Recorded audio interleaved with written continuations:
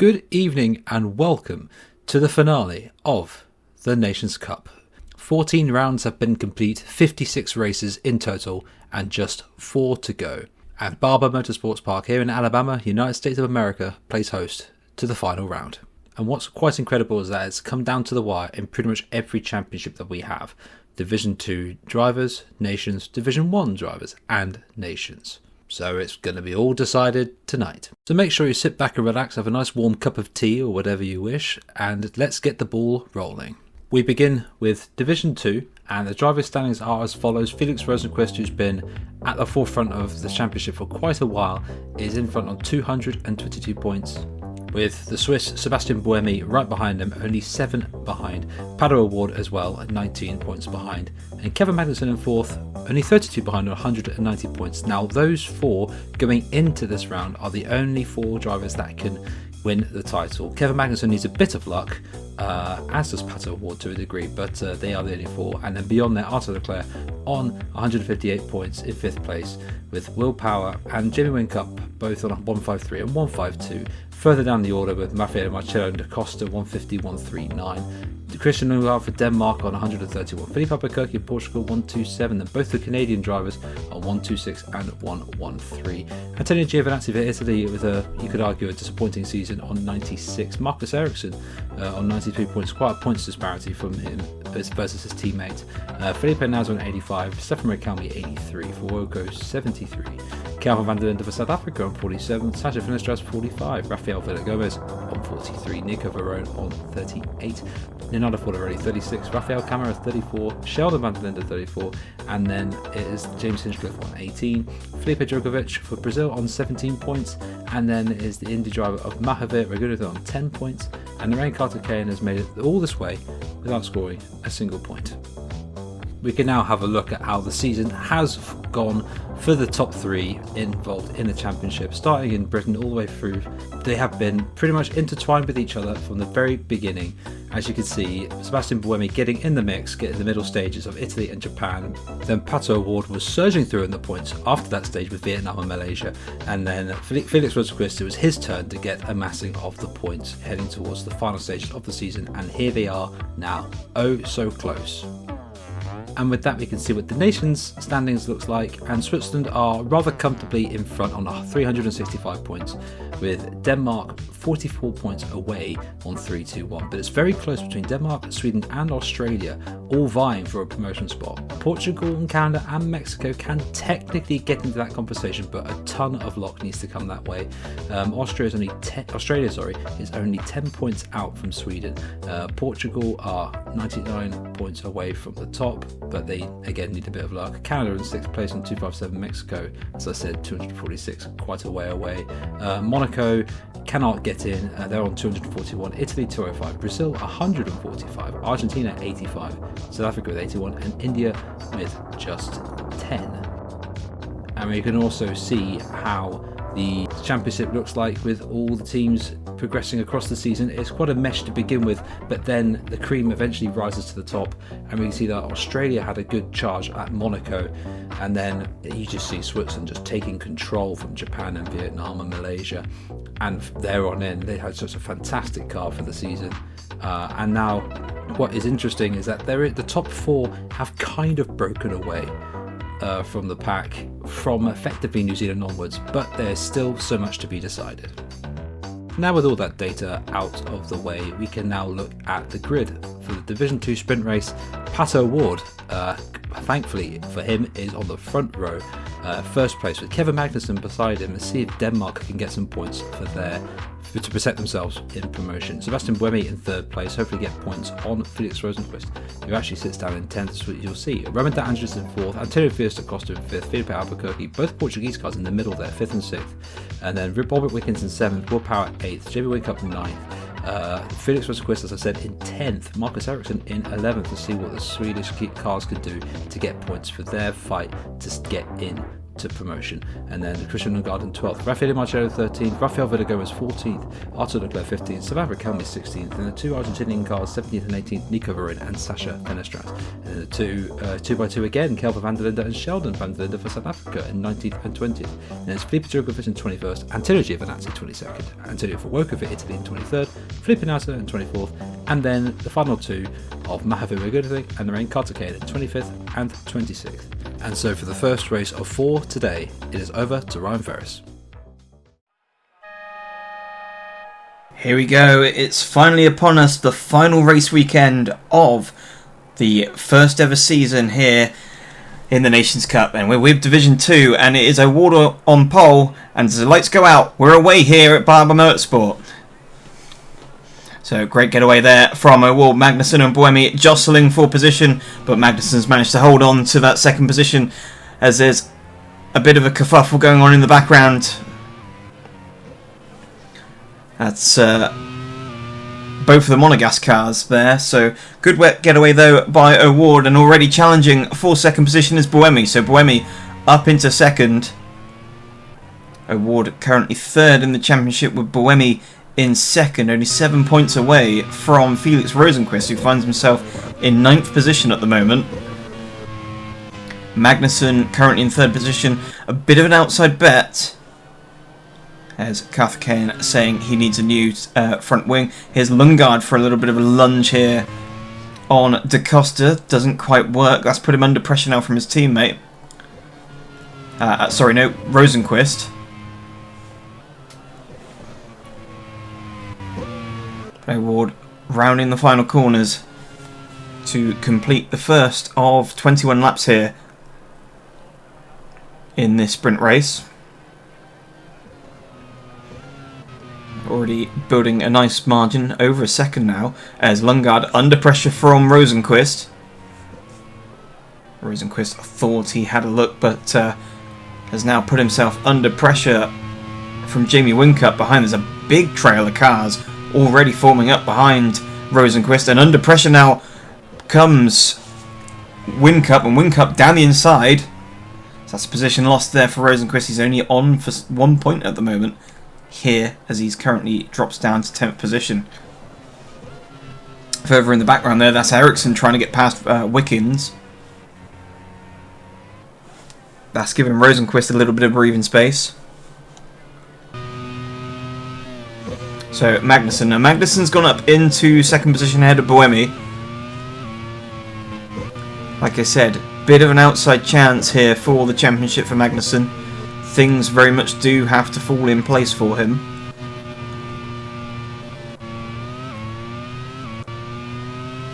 And O'Ward, Magnussen now with the fastest lap of the race, so he's definitely got his head down. And Buemi now under pressure from Roman De Angelis for that third position. Is a bit of championship pressure starting to creep in for the Swiss driver, as down the inside goes De Angelis, and that's another position lost for Buemi.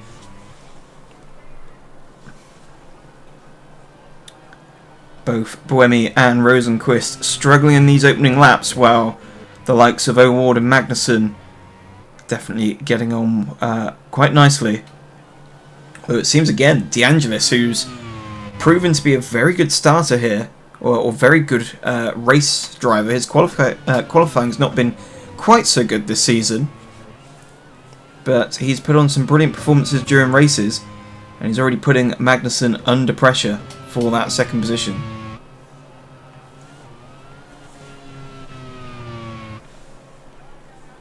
So they come again to click off another lap, and De Angelis is definitely close enough for a move.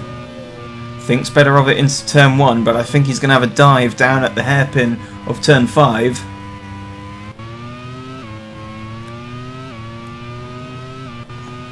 So, well in the slipstream, he's going to jink out there, and down the inside there's another position for De Angelis. He is on a charge. He's got O'Ward next. In the meantime, power's gone from Buemi.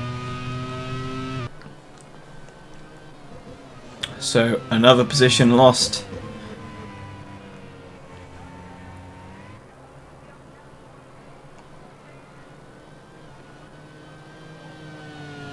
And Giovinazzi's got an issue. He's got a puncture. So trouble there for the Italian.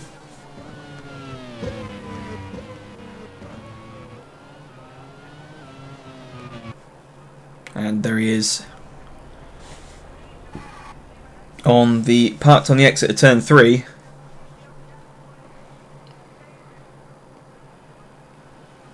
But back at the front. The gap is coming down now between O'Ward and De Angelis. De Angelis taking best part of 3 attempts. Championship as it stands. Felix Rosenqvist leads by 2 points. Switzerland will still be leading the championship for constructors by 39 points over Denmark. Here's Arthur Leclerc under pressure now from his teammate.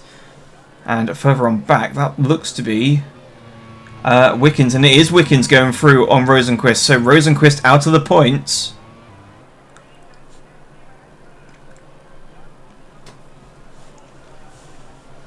Reminder, it is only the top 10 that score in this sprint race.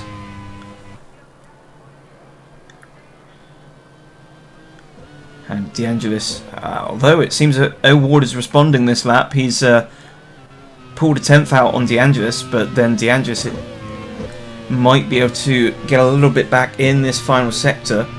Magnussen's doing well to also stay with De Angelis, so it's not over there yet. But again, there we go. 2 attempts taken out of O'Ward in that final sector.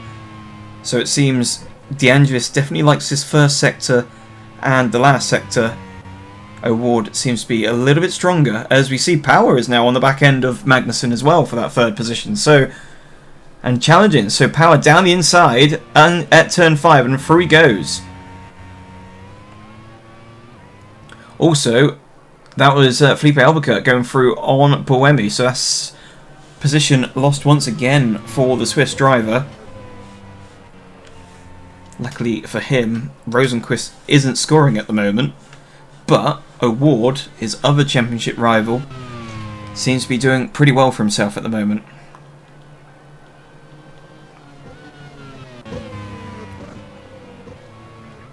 Which will leave things looking very interesting coming into the final race.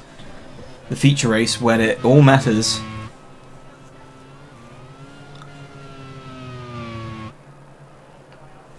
So across the line, what will the gap be this time round? It's 0.3 of a second between O'Ward and De Angelis. Power's gone through on Magnussen as we saw. Now is O'Ward going to be getting the hurry up? Is De Angelis getting the hurry up knowing that Power's coming for him? Here comes De Angelis. And down the inside once again, he loves that move into turn 5. And that is the lead for De Angelis. O'Ward down to 2nd. And Will Power not too far behind, so it was all looking pretty peachy there for O'Ward for the first 6 laps of this race, but it seems some of the drivers who are not involved in this championship battle have started to come to the floor.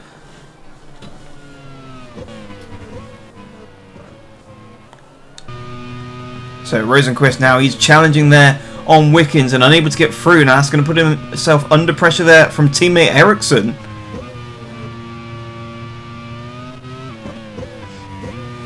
But luckily for Rosenqvist, Wickens is being held up a little bit there by Lundgaard. So unless team orders are being put into this situation, it doesn't look like it. Ericsson all over the back end of his teammate there. And he's surely going to be lining up for a move into turn 5.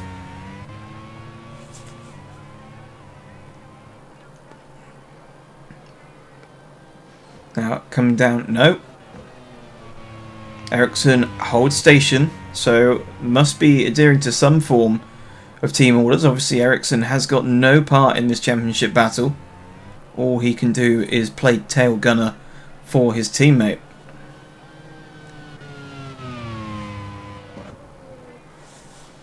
So O'Ward now coming under pressure from Will Power. And here's Wickens again. Rosenqvist trying to have a go in a place where can't really see an overtake happening. There's not really enough room to go two abreast into that corner. Here's Will Power. He's having a look at O'Ward, and I'm pretty sure he's going to be lining up for a move into turn 5. And he is very much happy with the car. Australia very much involved in the battle. As down the inside he comes, so O'Ward losing out. Does he? He tries to hold on to that second position, but he loses out.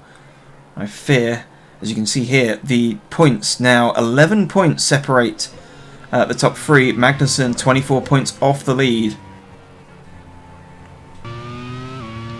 2 points the gap between Rosenqvist and that's Leclerc having a bit of a lock up there.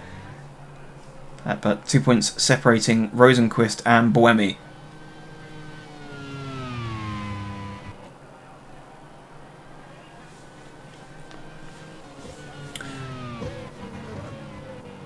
We're on down. This is battles Villagomez versus Marcello. Also got Leclerc in 13th position. Here's De Angelis.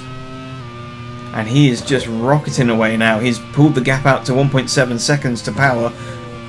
Power has got no real response for the fast Canadian. Magnussen not too far off the back of O'Ward now. Here's Whincup under pressure now from Da Costa. Da Costa not quite close enough to make a move down into turn 5. And Wickens has gone through on Lundgaard.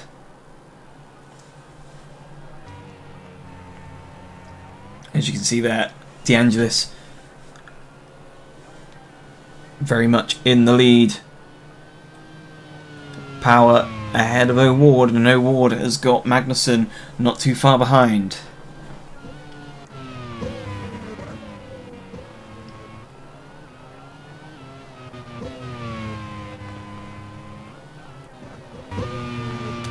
And here's Power for a moment. Then I thought Power was going to make a lunge for the pit lane there, but he's still going.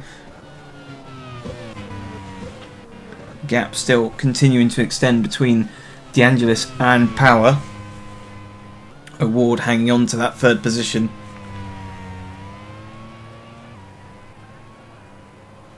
And it definitely seems as though Magnussen's just that little bit closer. Will he be lining up a move into turn 5? In the background, I think I saw him pull out. And this is Whincup getting it all wrong. No, he's not getting it all wrong. He's gone down the inside of Buemi, so another position lost for Buemi.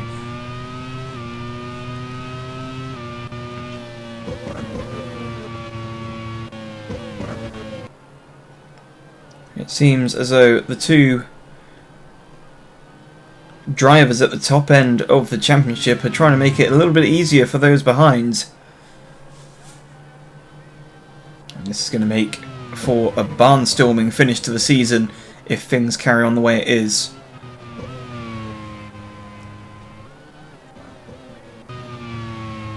Magnussen still all over the back end of O'Ward. He's not able to find a way through.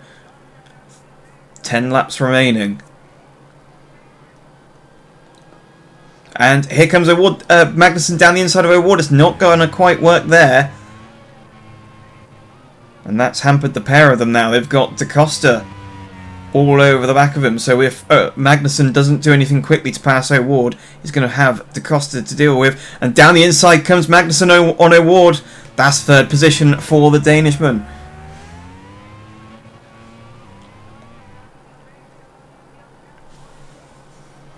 Now O'Ward finding himself in very hot water. He's got Albuquerque, Whincup and Buemi, Da Costa all queuing up behind him.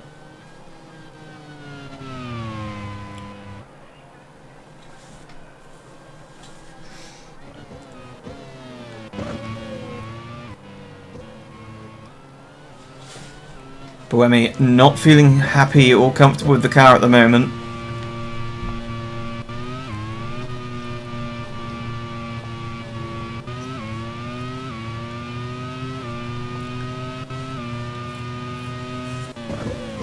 De Angelis with a 2.6 second advantage over Power, and Power fairly comfortably ahead of Magnussen. Although Magnussen hasn't really extended his advantage to O'Ward, so is he going to come under pressure now from the Mexican?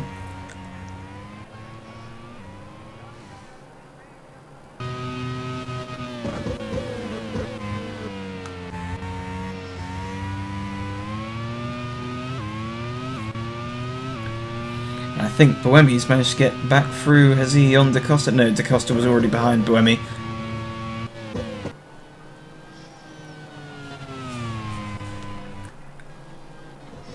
Fuoco further on back, passing Verone for 19th position. Team Italy struggling this weekend, it seems. Obviously they've had one retirement already.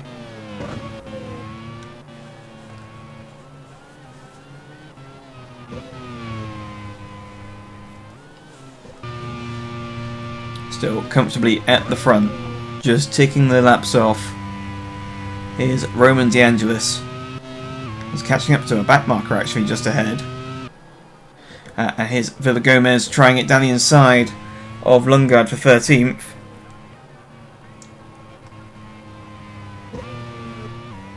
Meanwhile, Magnussen has managed to extend his advantage to O'Ward. O'Ward coming under pressure, and that's a lock up there for De Angelis. Oh, I just about hung on to that. That could have been...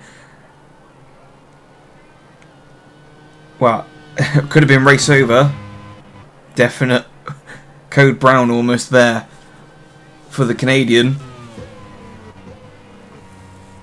And he's feeling a lack of grip. Possibly pushed those tyres a little bit too hard in the early stage of this race. Will that mean that Power might close in on the lead? But we look back to P3. Magnussen, who's still hanging on to that position ahead of O'Ward. There's a lot of cars now starting to queue up. Things should get pretty tasty as Rosenqvist, who's now in 10th position, he's managed to find his way up into 10th position, so I must have missed something there.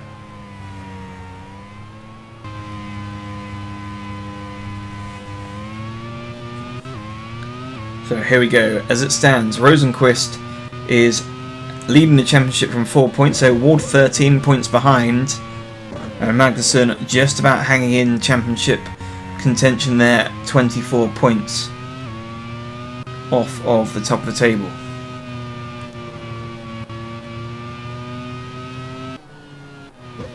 Here is Felipe Albuquerque, 5th position at the moment. He must have made a mistake, or he's got a little bit of an issue going on there, because he's dropped off at the back of O'Ward. He was right on the gearbox of O'Ward, and he's not anymore. He's got Whincup all over the back of him, but Whincup's managed to lose a bit of time from that failed overtake. That's allowed Buemi onto the back end of Whincup. Da Costa's there as well.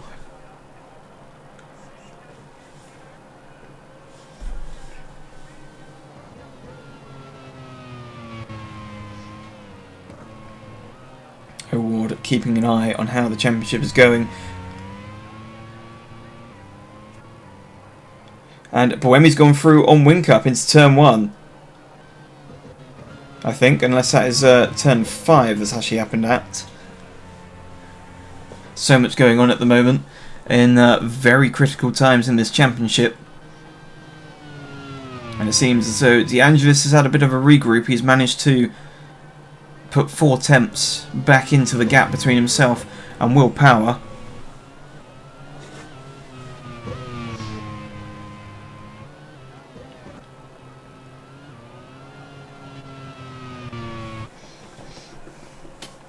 Another lap completed for De Angelis. You can see in the background Magnussen's has possibly lost a little bit of time to O'Ward now. O'Ward has a little bit of a comfortable margin between himself, and that's Rosenqvist going off! Rosenqvist has gone off at turn 1, but has he done any damage to the car? Yes, he has. He's broke his front wing. In the meantime, that's Buemi under pressure now. Whincup going back through on Buemi. But it definitely seems as though the pressure is getting to some of our championship contenders. Rosenqvist off. Front wing is now missing. He's going to have to pit to get that replaced. So that's going to be no points there for the Swedish driver. Buemi losing out to Whincup, so he's down to 7th position.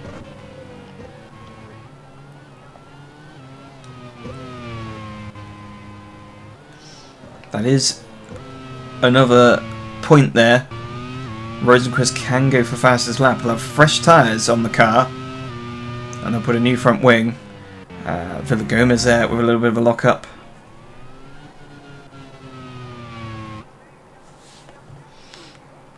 Down the inside, that was Buemi lapping Karthikeyan.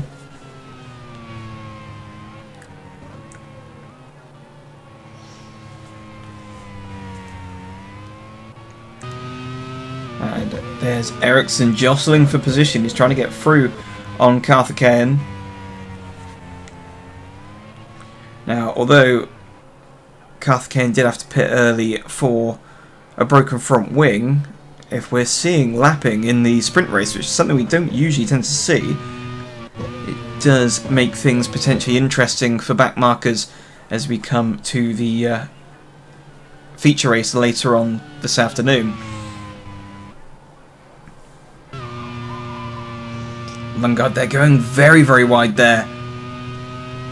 So here's the points at the moment. Rosenqvist, as it stands, leads by 3 points from Sebastian Buemi. 12 points to Pato Award. Here's the Constructors' Championship at the moment. Switzerland leading fairly comfortably from Denmark.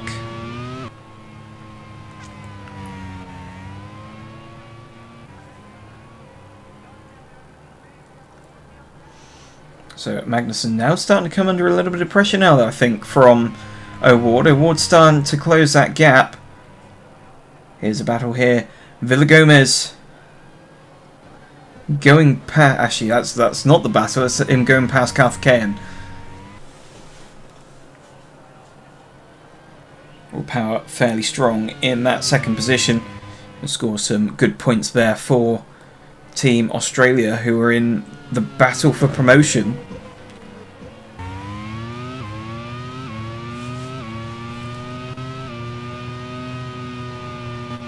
Karthikeyan becoming quite the moving chicane for a lot of the drivers. Come across the line. 19 laps completed, 2 laps to go.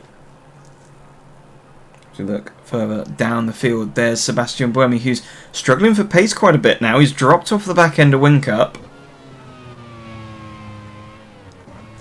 but he's not under any particular pressure from behind, so it looks as though P7 is the best he's going to get here in this sprint race.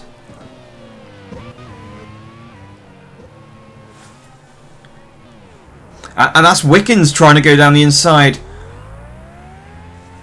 of Da Costa, getting it all wrong. Luckily for the pair of them, no real issue. And there you go, Felix Rosenqvist, fastest lap of the race, so he takes a point back.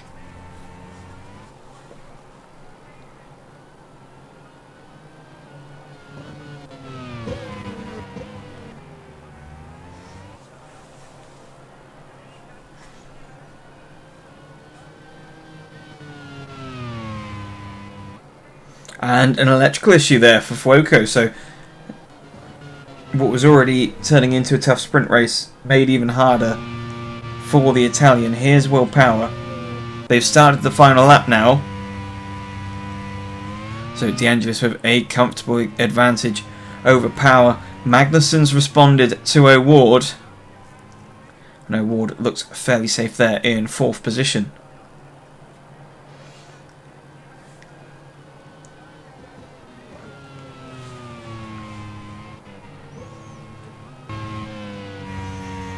So here comes De Angelis.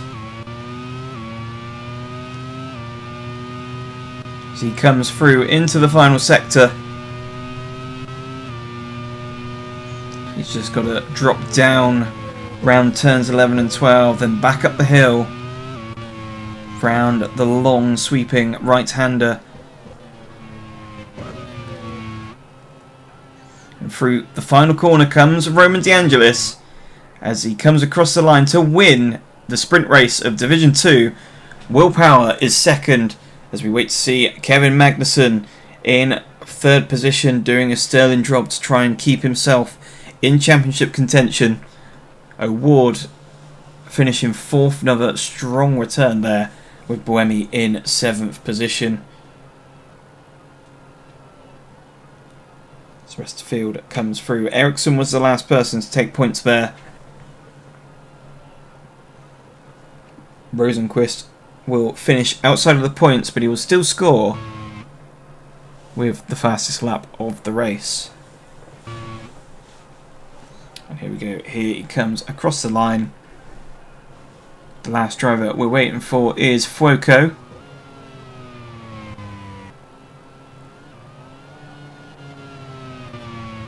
Actually, he could take the fastest lap off of Rosenqvist. Actually, I'm not sure because he did.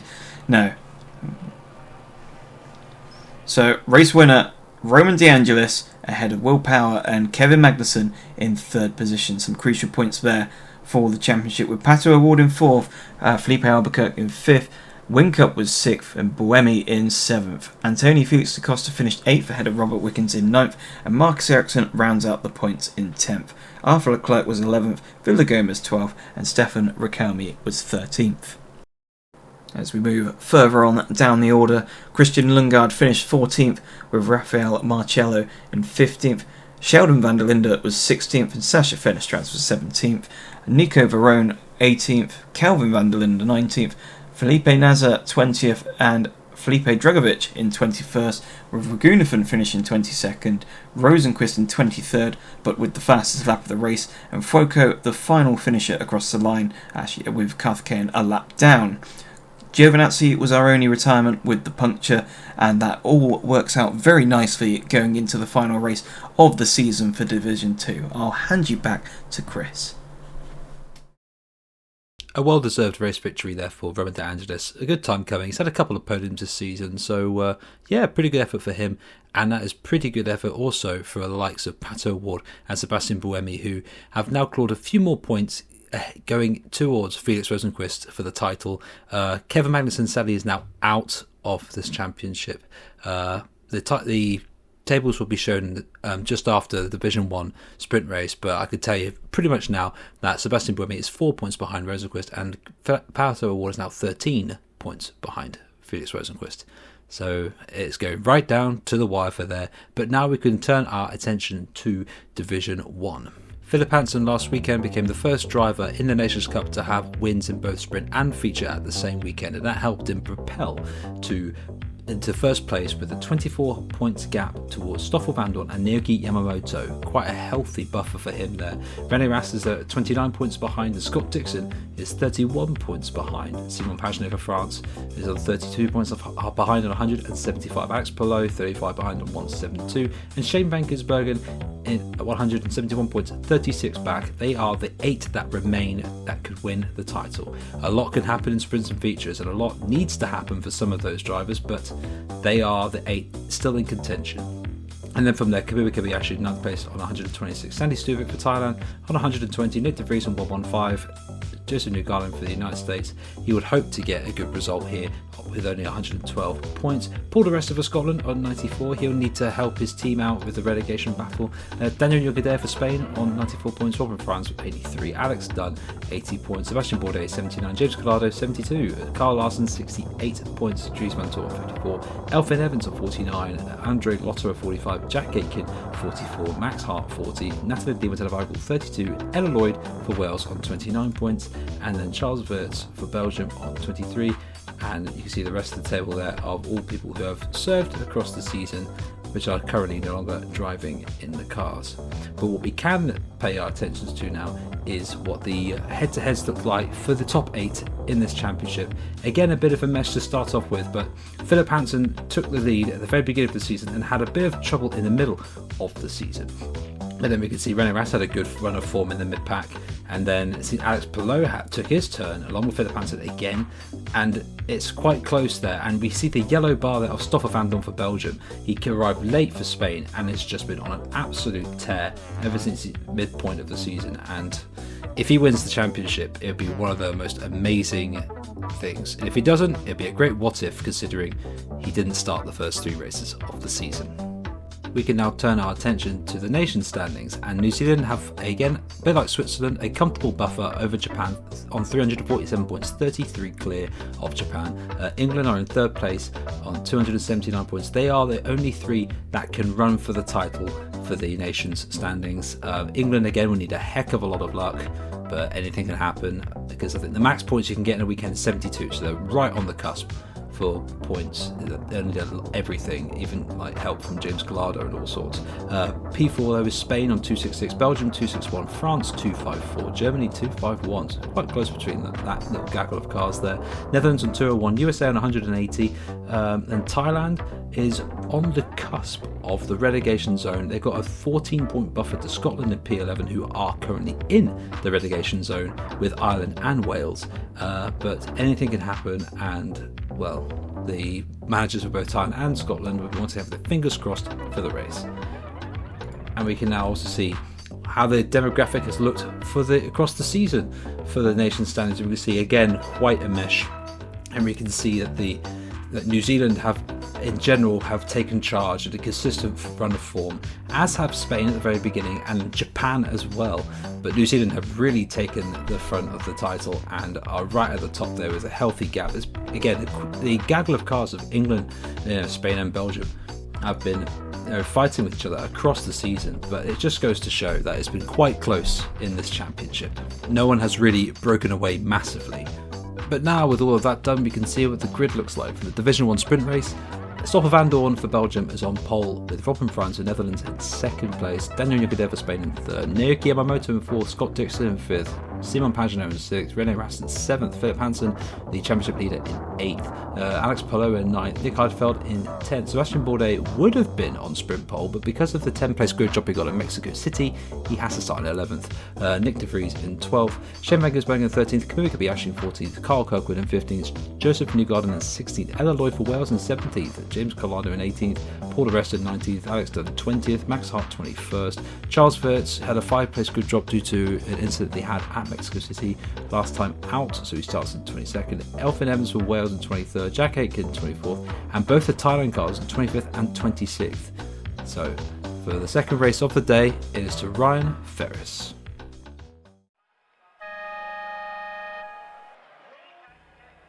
Division 1 sprint race time here, and it is Van Dorn on pole from Robin Franz as we come to crunch time here in the championship. Hansen's still your championship leader, but things can all change as the lights go out here and we're away in Barber Motorsports Park.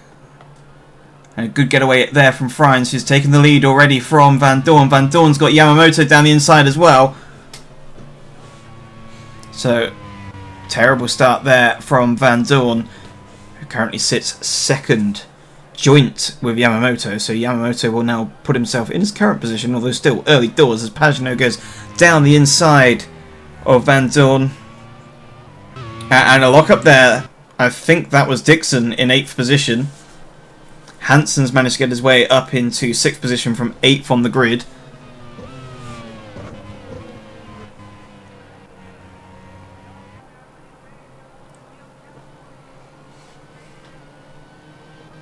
And Elfyn Evans has had a broken front ring already. So Franz is your leader at the moment. Yamamoto 2nd position. Pagenaud in 3rd. And crucially Van Dorn 4th position at the moment. Hansen's managed to find his way into 6th. And also Hansen with a fairly comfortable advantage at the moment in the championship, but he doesn't want anything to go too drastically wrong. As Dixon's still struggling a little bit there for grip. As down the inside comes Pagenaud for 2nd position. So already Pagenaud on the charge.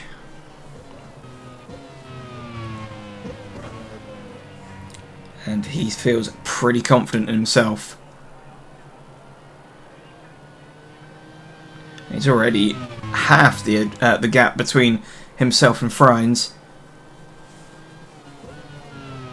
It's already down to 2 tenths, so rapid so far for Pagenaud. I don't think Frines is going to have much to answer.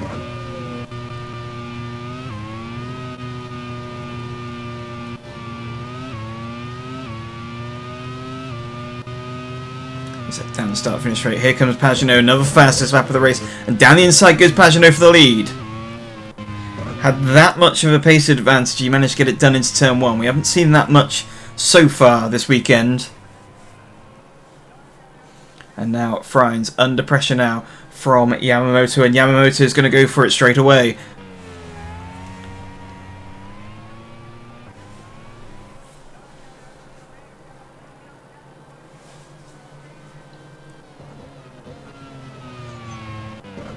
So, can Yamamoto go on after Pagenaud? It seems as though Pagenaud has got some pretty good early race pace. Can Van Dorn find a way through on Frines? At the moment, Hansen's still in that 6th position. He's only going to lose a little bit out so far. As having a look is Dixon on Ras. But as we've kind of established so far, that's not really a real overtaking opportunity.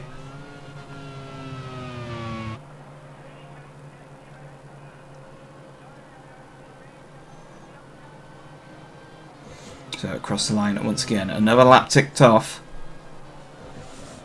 Kobayashi trying it on down the inside of Heidfeld, trying to get his way into the points.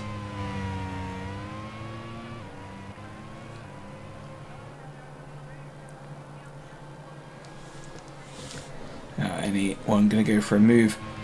Not quite. In the background, there was a move shaping up, but here's Pagenaud still comfortably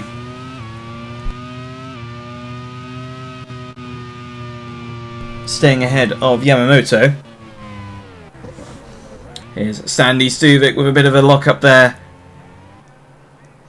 One of the important battles going on at the moment is the battle for relegation between Scotland and Thailand. Thailand just about staying in. Seeing as neither are scoring points at the moment, nothing's going to change at the moment. So down the inside comes Frines. So Frines back for on Yamamoto.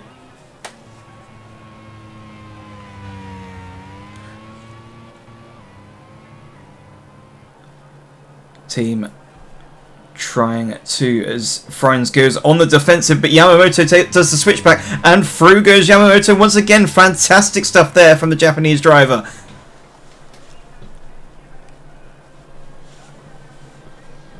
The team told him they needed that P2, and he responded straight away. Now Van Dorn is on the case of Frines. Can he find a way through?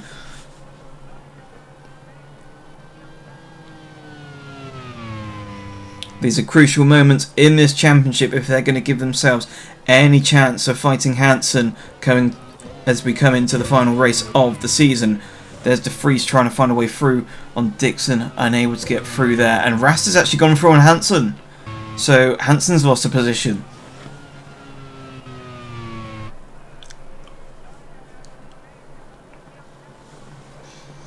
All the while, Pagenaud comfortable in that lead position. It seems as though Frines is having a bit of a regroup. Here's Palou trying to find a way through on Heidfeld.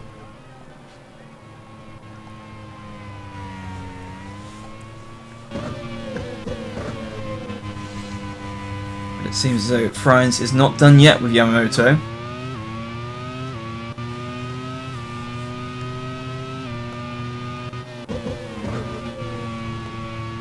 But he's still got Van Dorn in close proximity behind.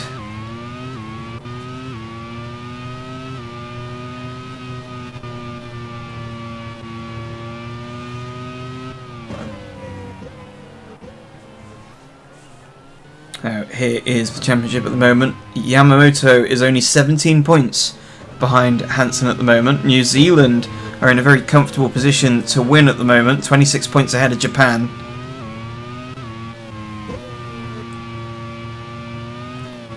But things can all change. Here is Ella Lloyd, who's all over the back end of Charles Weerts.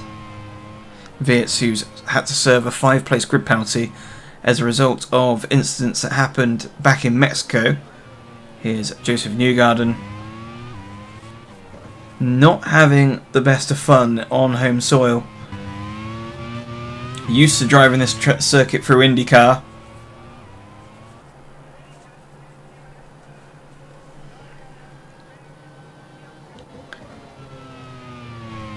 The organisers have opted to demolish the bridge leading up to turn 7, so there will be no sign of any mannequins on circuit, hopefully, this time round.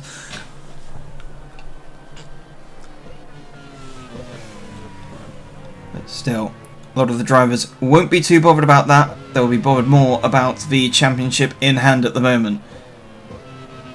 And as you can see, Frines trying to close in on Yamamoto once again.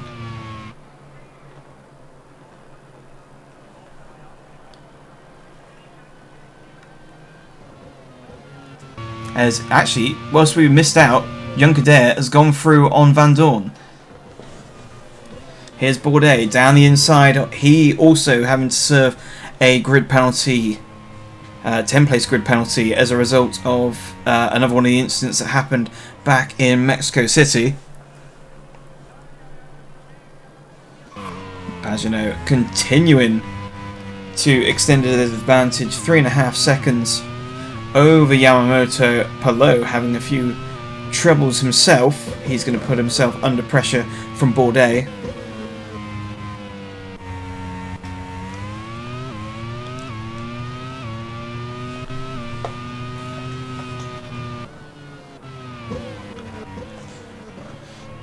So here's Frines in that third position, still trying to find a way to catch and pass Yamamoto. Kirkwood trying to also find a way through on Van Gisbergen for 14th position.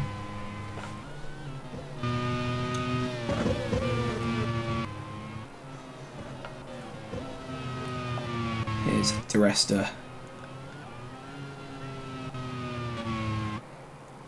As it stands, as I said, Team Scotland, neither Thailand or Scotland scoring points at the moment.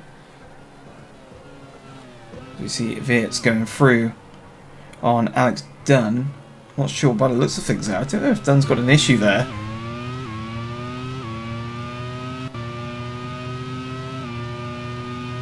So back on board with Yamamoto. Dunn losing out once again. So has he got an issue, or is he just driving a bit slower at the moment? Is the Irishman. Team Ireland, another one of the teams for relegation. There is no battle. It is just a matter of relegation now for Team Ireland.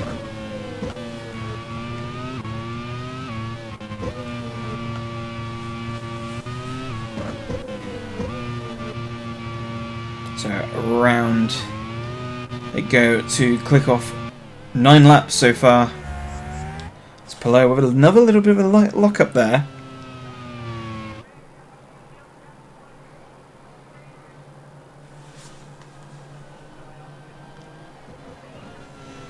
Still with Bourdais right behind him.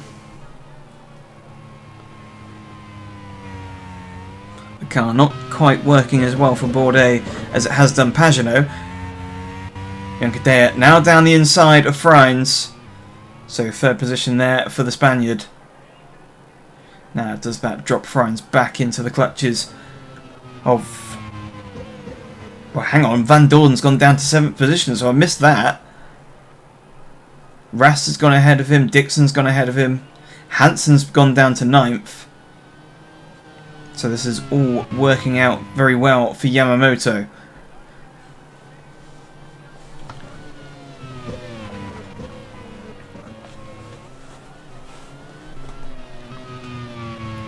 Here is, we were looking at Hansen, who's on the back end of the Prix. He's got Kobayashi not too far behind. So can Kobayashi help out his teammate and take another position away from Hansen? Here's Ras, he's going down, or trying down the inside of Frines. Frines says no.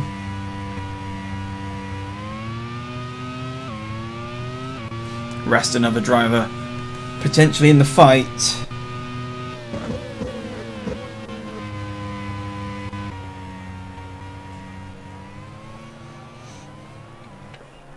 Kobayashi looks to have closed 2/10 so far on Hansen.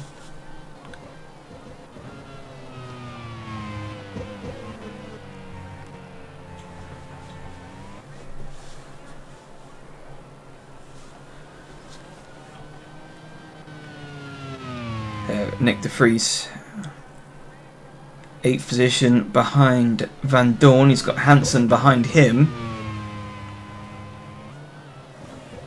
Yamamoto not able to match the pace of Pagenaud. He's just well and truly disappeared off up the road, although I wouldn't say anything just yet, as Team France have developed the reputation of exploding before the end, so just to add a bit of anxiety to Marcus Johansson, the team manager of Team France.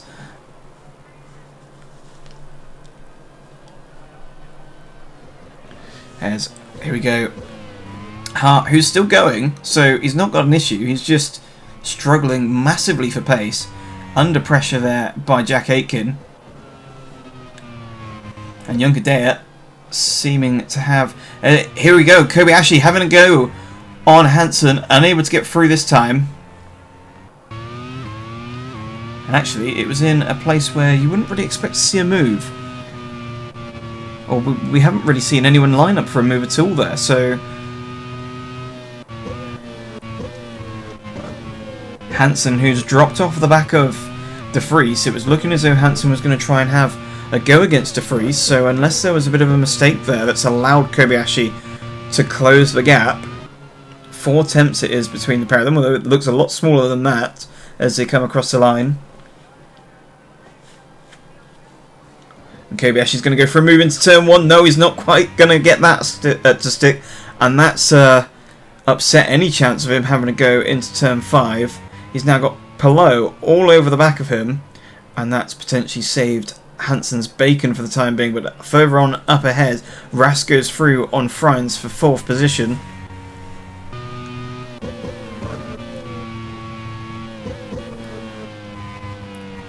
So Hansen currently leads the points tally, 16 points between himself and Yamamoto. Pagenaud currently with 21 points to himself. And Hansen, the lead at the moment in the championship still. New Zealand on for that victory in the Constructors. 27 points as it stands.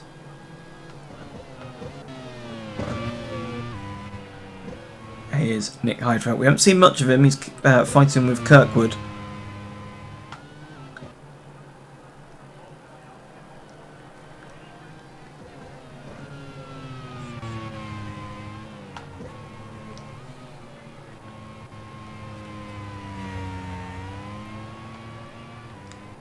And Junkadea, who I thought was going to have a bit of a charge after Yamamoto, it seems to have fizzled out a little bit at the moment. As Scott Dixon now comes down the inside of Frines, and that's 5th position there for the New Zealand driver, so more points to the tally of New Zealand. Stoffel Van Dorn still struggling there, 7th position. Hansen with a little bit of breathing space between himself and Kobayashi, but it looks as though Kobayashi is now starting to close the gap once again. Meanwhile, Pagenaud all by himself at the moment as he continues to extend an advantage over Yamamoto. And it is indeed 5 seconds now between himself and Yamamoto. Yamamoto 1.7 seconds ahead of Junkadea.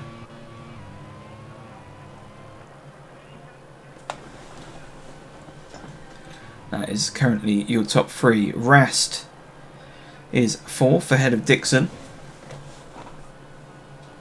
And at the moment, Dixon challenging Rast there for 4th position.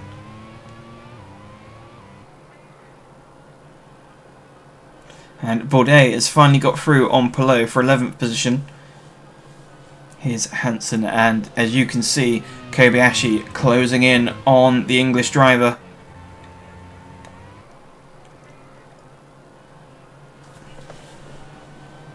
He's just got to be patient as Kobayashi not go for any moves that aren't going to work.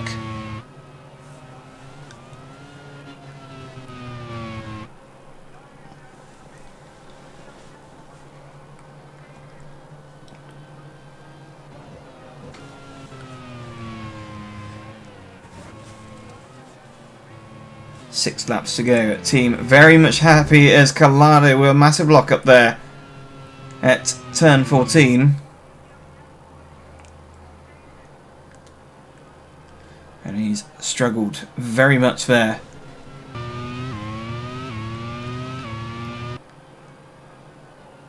Here we go, Kobayashi trying to line up into turn 5, but Hansen goes on the defensive.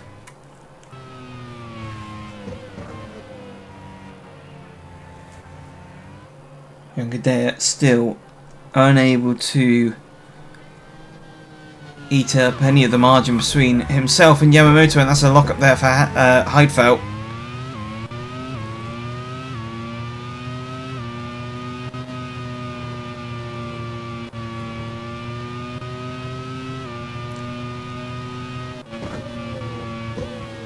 Heidfeld's well, he's not been the most consistent driver since he's joined the championship. He had some fairly good performances when he first joined, although they weren't quite rewarded as they mostly ended up in retirement.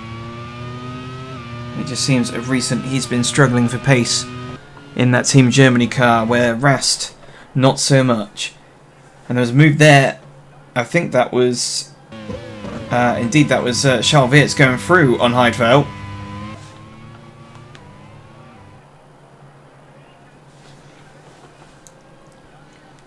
As Yamamoto continues to extend the advantage over Youngadair. Hansen under pressure from Kobayashi, but the laps are starting to tick off here.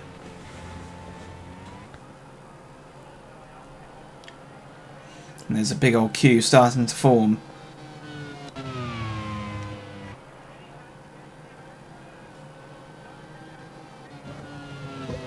And as you can see, a bit of a lock up there. Who was that?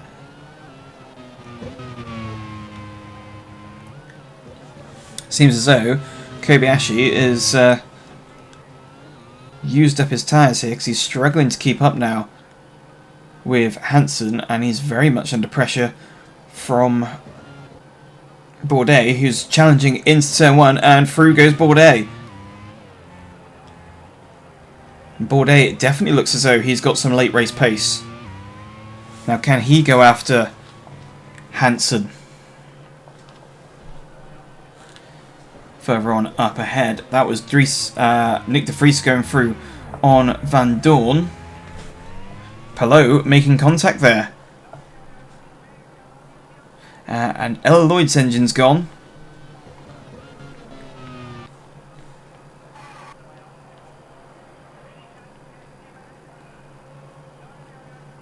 So not going well at all for Team Wales. As you can see, Elvin Evans going through, recovering from his broken front wing on lap 1. But in a league of his own at the moment is Simon Pagenaud. 21 points he currently sits away from Hansen. He's elevated himself into 3rd in the standings as a result of Van Dorn not having the best of results at the moment.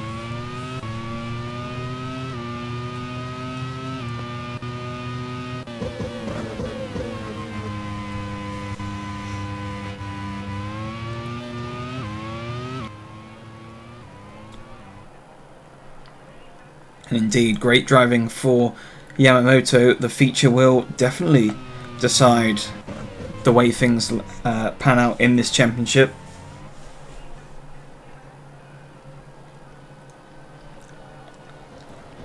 His Hart jostling for position with Lee Watanabe, and Aitken now battling with Stuvik. Stuvik back through into 23rd position. As it stands, it's still no points scored for Thailand or Scotland.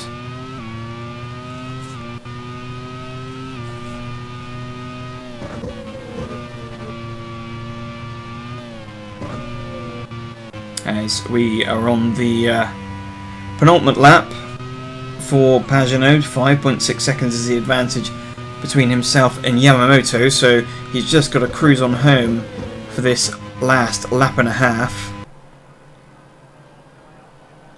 And Yunkadea here under pressure from Dixon, and Dixon goes down the inside and takes third position from the Spaniard.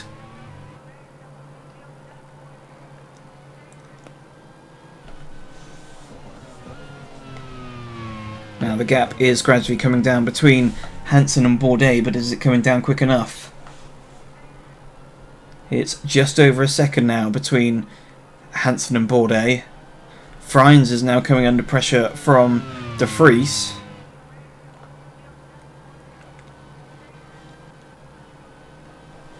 Now you can see Hansen, Bourdais not too far behind.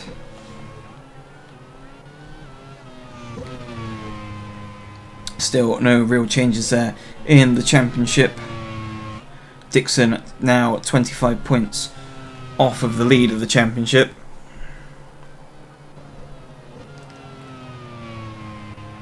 Ronnie Rast there in 5th position as they come onto this final lap.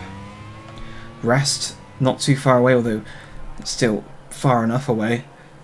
De Vries going to be challenging for that 6th position from Frines, it looks like, in the background, and you can see Frines going for a move. And through goes De Vries. De Vries going through on Frines.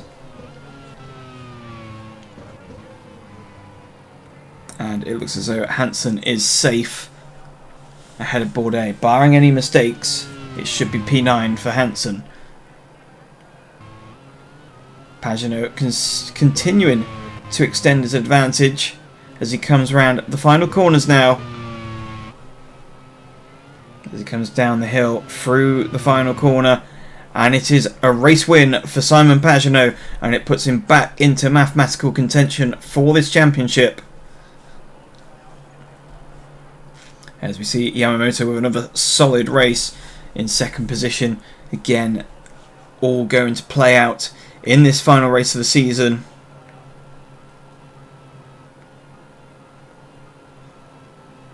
Bourdais very close there to Hansen. I think if he'd have had one more lap, he'd have potentially had the Englishman, but Hansen holds on to that 9th position. 10th position.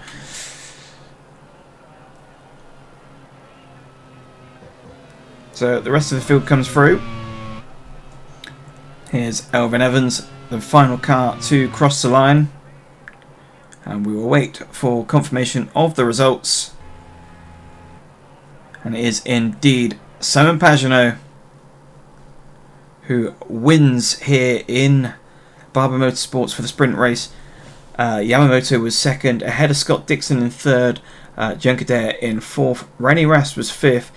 De Vries was 6th. Robin Frines was 7th, ahead of Stoffel van Dorn, who plummeted down to 8th position, but still finished ahead of Hansen in 9th. It was 9th in the end, and Bourdais was 10th.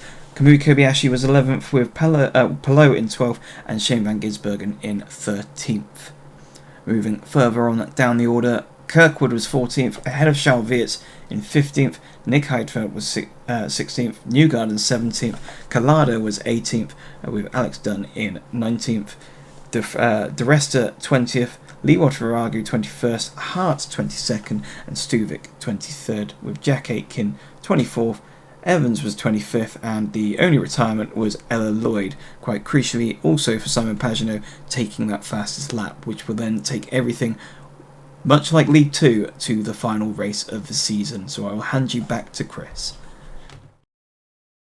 I tell you what, Simon Pagenaud had a heck of a lot of pace in that race. I wonder if it'll be the same for the feature, but what a fantastic drive for him. That's his 4th sprint race win of the season. Hansen, he may well have finished in 9th, but he's still keeping himself where he needs to be. Maybe he's being a bit too relaxed, one could argue, but he's still got quite a healthy buffer. But there are still a good number of drivers in the title fight. Sadly, Alex Palou and Shane van Gisbergen are now eliminated from the driver's title, so that still leaves 6 to go for it. But I'm going to take a quick break in the proceedings to announce to you what the Season 2 calendar is going to look like. So when all of this is said and done, and then we've got the little celebratory race in Birmingham, we've got then Season 2 to look forward to, and we're going to kick off in Buriram in Thailand, then on to Vietnam, close neighbours there, at Hanoi Circuit, and then over to Australia for Albert Park. That'd be a great venue there. Then Manawatu in New Zealand, we had that this season, and it proved to be quite fun races, so that's going to remain on the calendar. Circuit de Villeneuve in Canada is next. That's going to be a good fun. WeatherTech Raceway to goodness sake, now that's been on the Grand Prix World Series calendar, and it's a fan favourite, so that is going to have a joyous return. Hermanos Rodriguez in Mexico, full of chaos. I'm sorry guys, this is going to be on the calendar whether you like it or not. And then we've got La Plata in Argentina, an absolute speed course down in just outside Buenos Aires, and that's going to be a good laugh.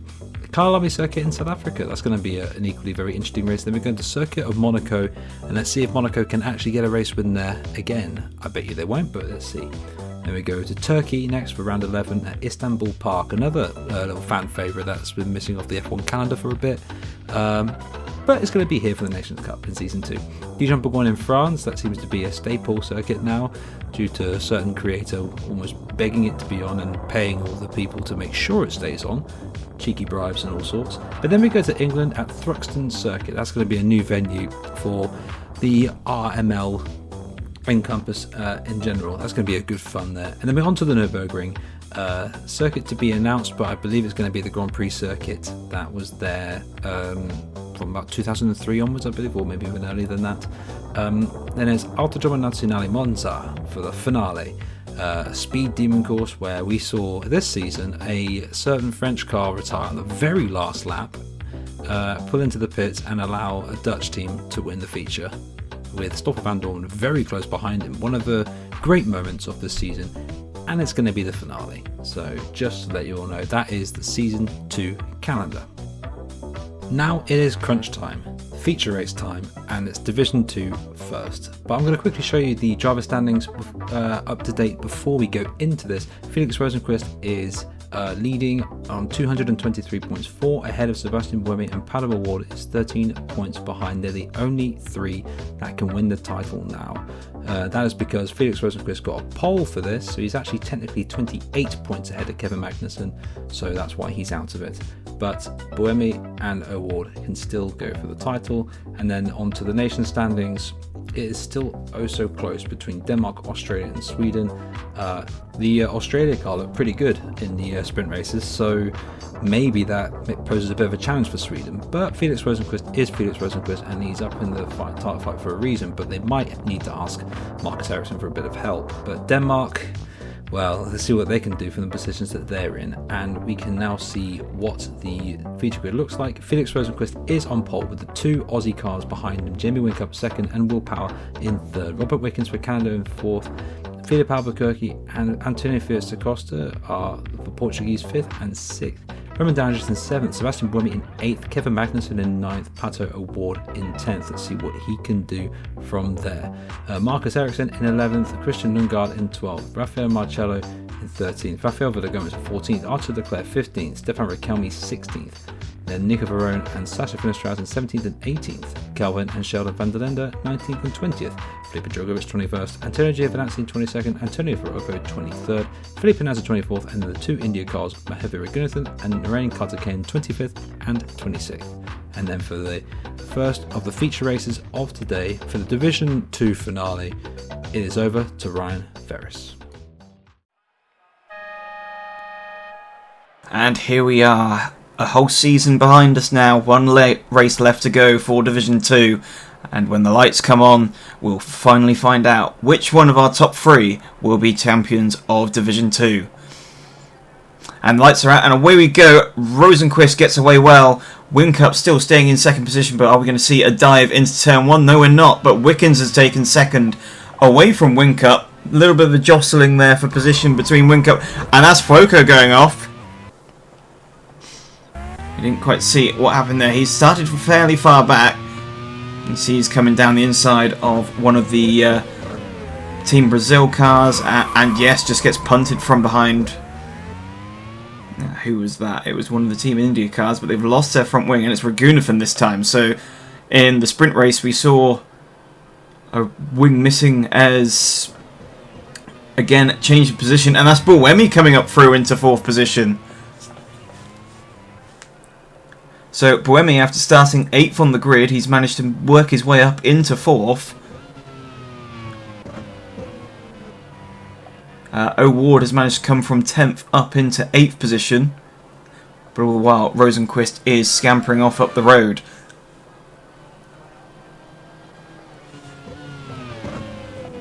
Rosenqvist, who leads the championship at the moment. Da Costa there, under pressure there from O'Ward.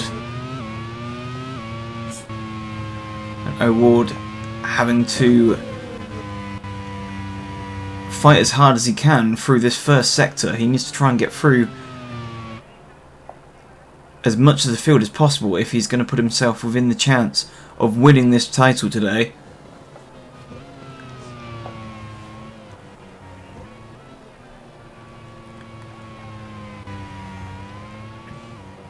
So as they come down to turn 5, Buemi not close enough to Whincup this time round to make a move.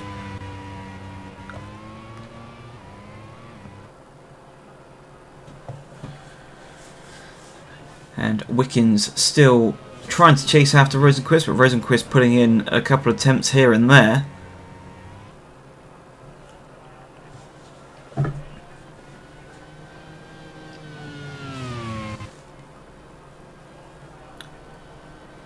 So Team Canada once again showing to be pretty strong. Rakelmi having a bit of a off-track excursion there.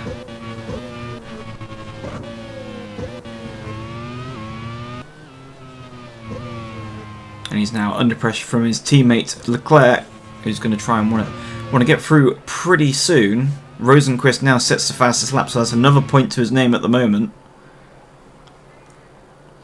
And a little bit of a dive there.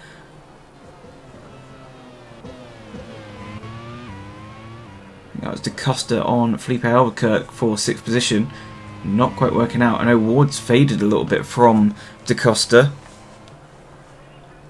And down the inside was that wicked power on Buemi. So Buemi's once again similar to how he was in the sprint race. He's had a good getaway, and then is he going to start falling backwards?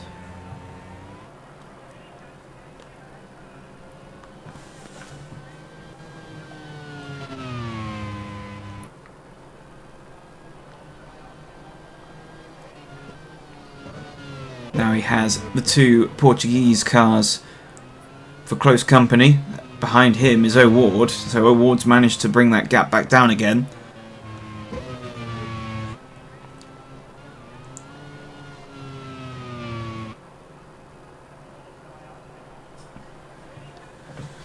Rosenqvist, who had quite the scrappy sprint race, at the moment he's going fairly nicely indeed in the lead. Continuing to gradually extend that advantage to Wickens. It's now 1.7 seconds. And that looks like an engine blowout up ahead. It is Kelvin van der Linde. So Kelvin van der Linde with the first retirement. It's on fire already.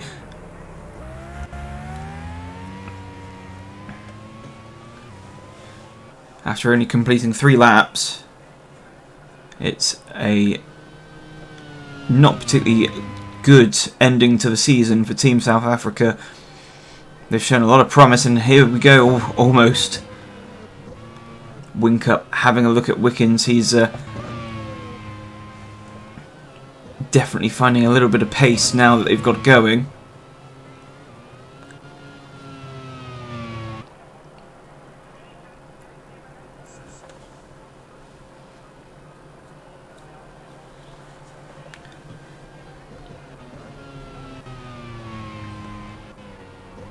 So, confirmation there. Calvin van der Linde is out of the race, as we could all see.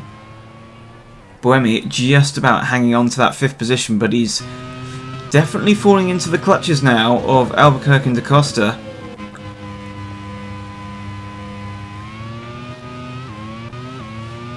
I know Ward must have made a mistake there trying to pass them, because he's completely dropped off the back of Da Costa now.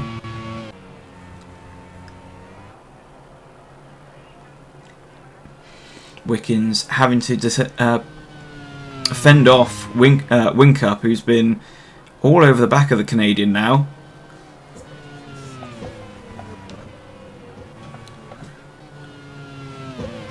Here's Verone down the back end of the field in 17th.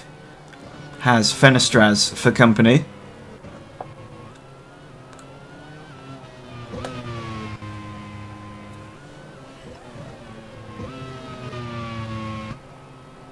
Argentina once again struggling this weekend.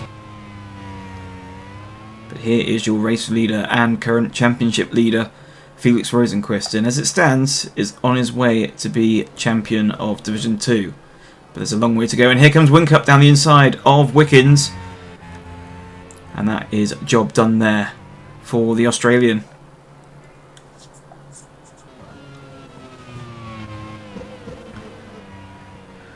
So, by the looks of things there, Rosenqvist hoping to go a little bit longer into his opening stint.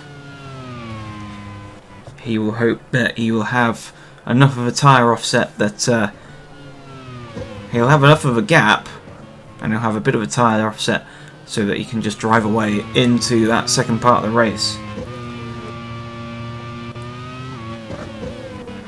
But with Whincup free, can he start to close the gap between himself and Rosenqvist?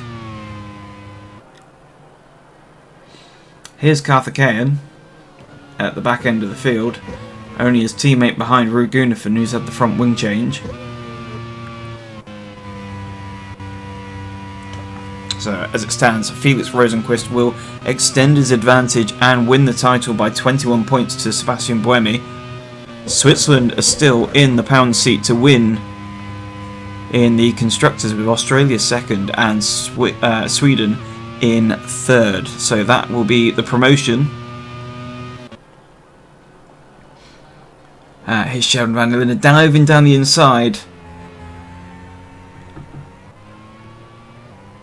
on Giovinazzi. So that's 20th position for the South African driver, but unluckily for him, no points at the moment. And here's Pato O'Ward trying to make a move, and that's not worked once again. He's been told by the team to keep it patient, but he seems to be trying to rush this move to get past. But Rosenqvist still comfortably at 2.7 seconds ahead of Whincup. Oh, a little bit of mistake there. Car not quite hooking up the way we would have wanted to through turn 2.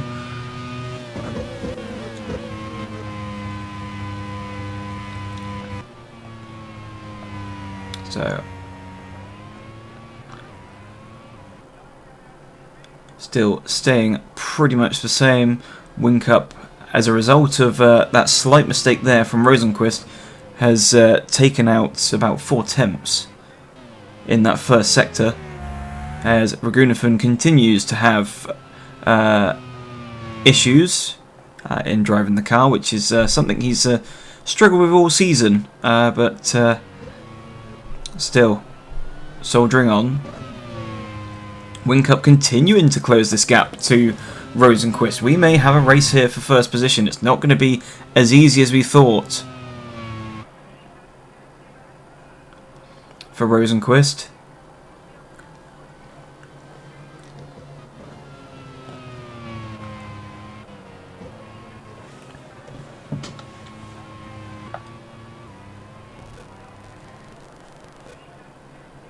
And something that also became a bit of an issue towards the end of the sprint race was back markers, and being as this is a longer race, could play a part in this race.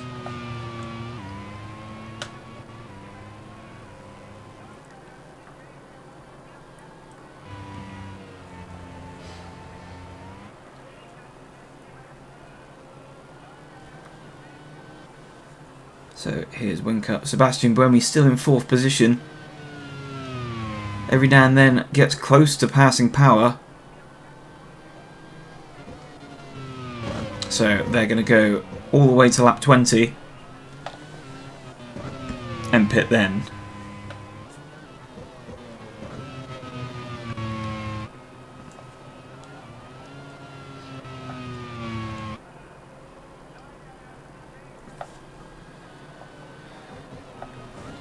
Gap at the front now starting to stabilise now at 2.3 seconds between Rosenqvist and Whincup. Whincup slowly getting away from Wickens.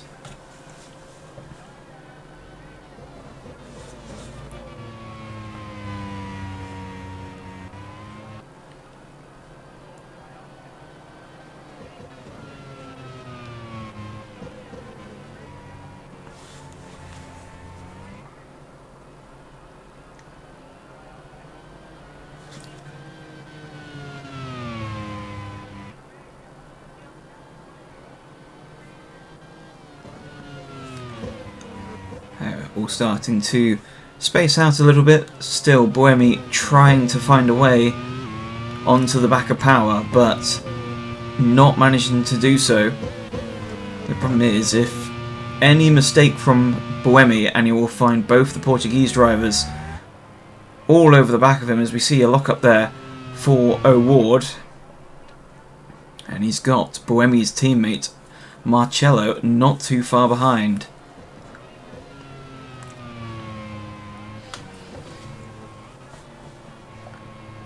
So it seems like a bit of a stalemate at the moment.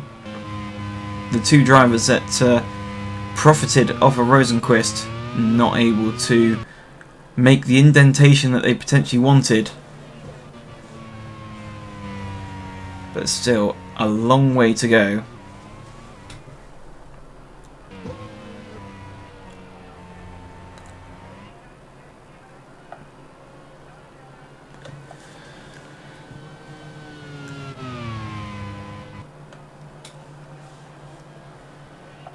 Whincup still trying to eat into that advantage. It's a 10th here or there. They're pretty much trading sectors from each other.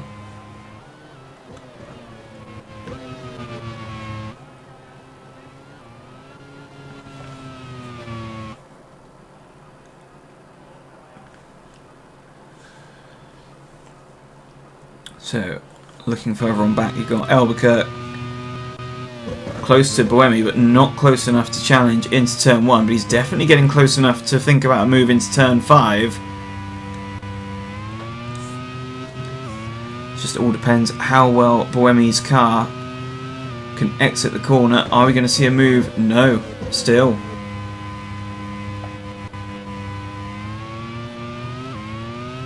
And this is actually allowing O'Ward to catch up onto the back of Da Costa again.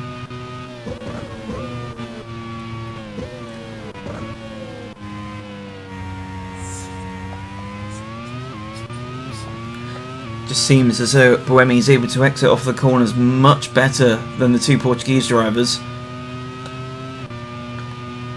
And once again, O'Ward's going to go for a move that isn't going to work out for him, and that's more work for the Mexican to do.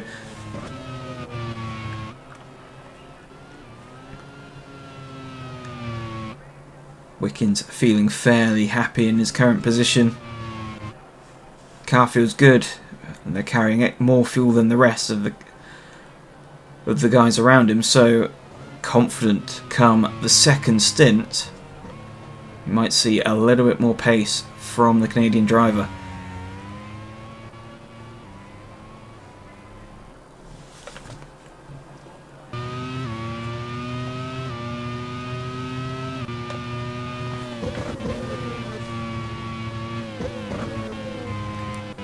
Still at the front, it is Rosenqvist. The gap is gradually coming down between himself and Whincup, but not enough to worry about so far. Here's the two Italian cars battling with each other, Giovinazzi and Fuoco.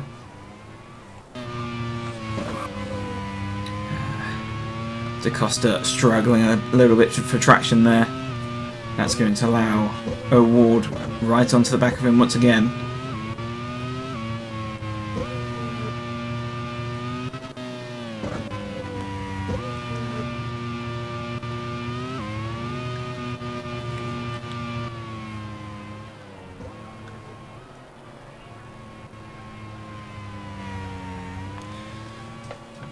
So still, as it stands, the same as it has been.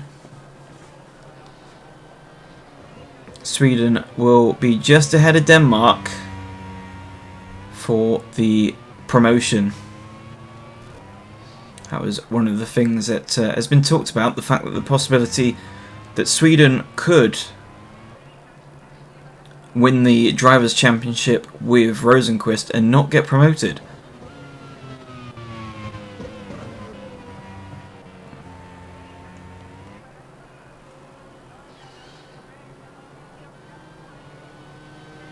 At the moment, teammate Marcus Ericsson down in 15th position. There's a move almost there. No, Ward's still not really picking the best opportunities. Here's Lundgaard in 10th position, currently the highest Denmark car.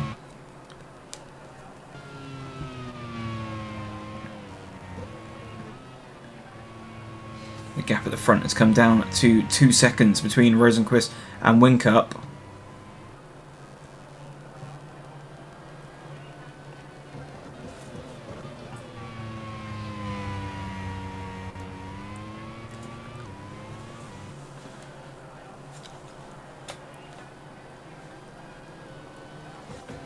Wickens still in a solid 3rd position.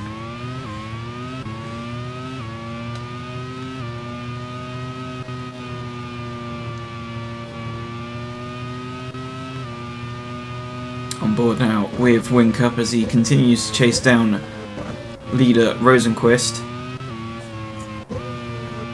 And it seems as the fuel's burnt off, that Team Australia car is working a little bit better than the Team Sweden car ahead.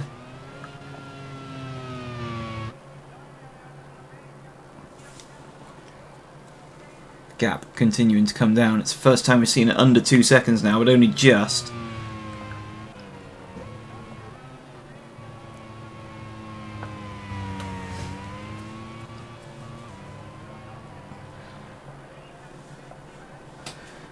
See in the back there's Power, and there is Bohemian. This time it looks as though, but not quite. I thought Albuquerque was close enough for a move, but it just seems that the power of that Team Switzerland car a little bit too much for Team Portugal. It's just able to exit the corners just that little bit better. It's just enough to keep his keep Bohemi safe.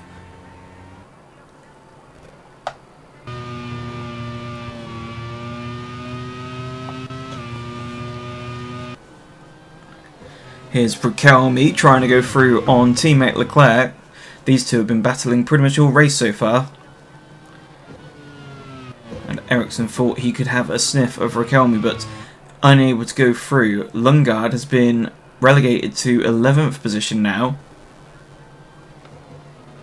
So Magnussen and Lundgaard 11th and 12th.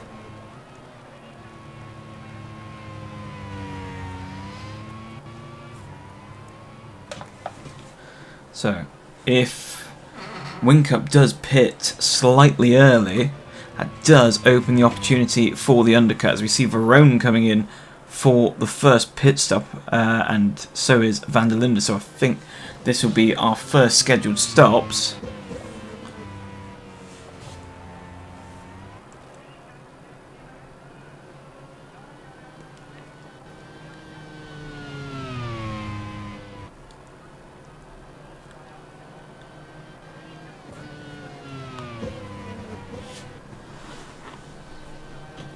Robert Wickens still comfortable there in 3rd position. Power has managed to extend the advantage between himself and Bohemian, just keeping it at an easy 1.5 seconds, and that's smoke. Where's that coming from? It's Rosenqvist! Rosenqvist is on fire! Championship leader Felix Rosenqvist, from a comfortable advantage, has gone up in smoke. Now, what does this mean for the championship? Whincup takes the lead. Now, Bohemi's going to come around the corner and see a fiery Team Sweden car, and he's going to think this is Christmas come early.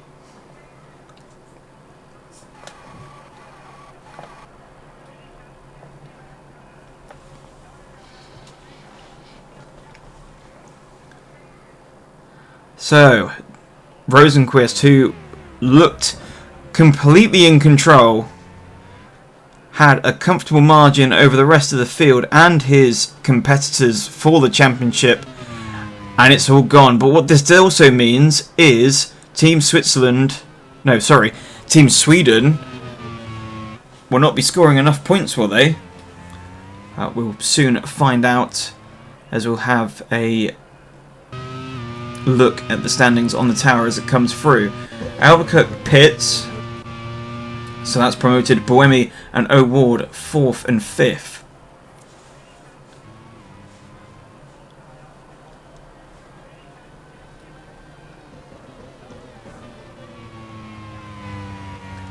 So here is your new race leader in Wing Cup.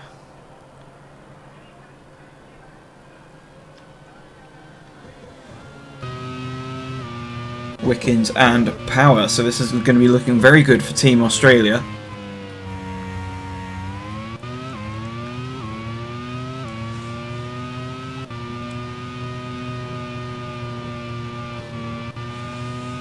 A few other drivers have pitted, but we're expecting to see Wingcup in the next couple of laps. We'll also see Buemi in around lap 20, as we're expecting. So, as it stands at the moment, Sebastian Buemi will be champion by 6 points ahead of Felix Rosenqvist and Pato O'Ward.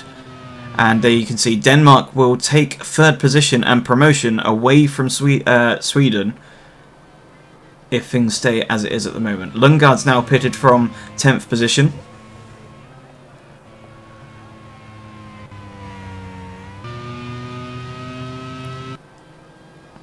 Here is Wickens side by side lapping Raghunathan, and that's Raghunathan's not really being particularly helpful there, and he's gone through. He's lost quite a bit of time there. 4 seconds now, the gap between Wingcup and Wickens. He would not be happy with that.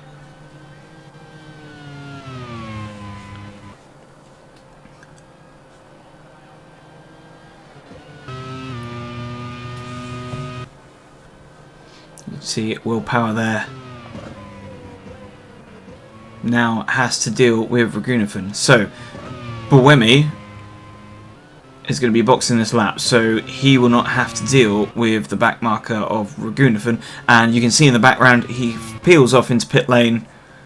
Wingcup has also pitted from the lead, so Wickens now takes over. He's going to be doing an extra couple of laps, and as we believe, potentially has some good late race pace, but hampered by lapping Raghunathan.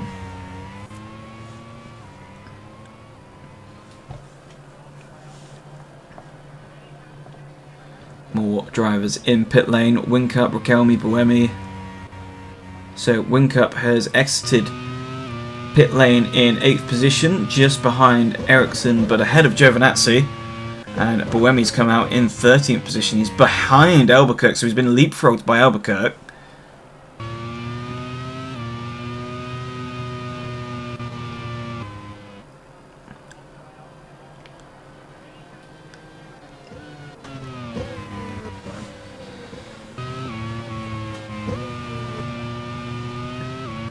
And Da Costa as well. So both Team Portugal cars doing the undercut on Buemi.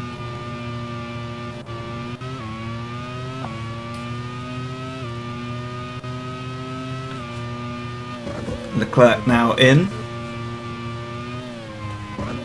but Wickens and Power continue to go on.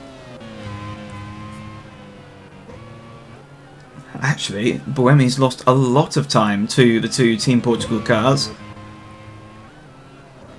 but he's in clear air.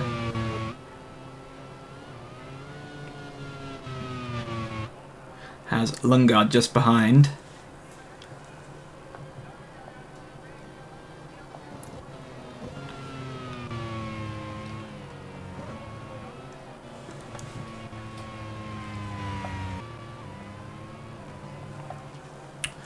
So Da Costa stuck behind Drogovic, who is yet to stop, and you would expect on fresh tyres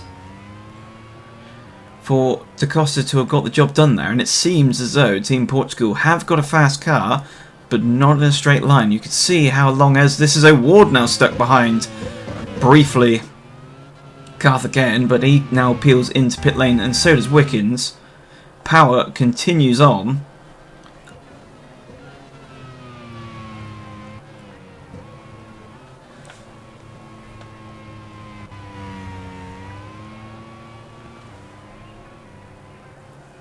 Now, most importantly, where is Wickens and O'Ward going to peel out? Wincup's gone ahead now into 4th position. Marcello's also pitted. And O'Ward is exiting out of pit lane. And it's going to be very, very close between himself and Buemi. And Buemi slots just in front. Whilst the two Portuguese drivers squabbling for position. That's allowed Buemi to catch onto the back end of them. Albuquerque going defensive against Buemi. But this is effectively your championship battle going on here between Buemi and O'Ward. And down the inside goes Buemi on Albuquerque. Brilliant move there. O'Ward thought he was going to be able to follow through, but not quite close enough. Now Buemi is going to go on the charge on Albuquerque. He's got no tail gunner anymore, does Albuquerque. And O'Ward trying to go through on Albuquerque. It's Da Costa, sorry, who is the lead driver of the two Portuguese cars. Now there's Power. He's exiting pit lane. He's come out behind Wickens by the looks of things, as Buemi has a look but doesn't go through, but O'Ward does go through.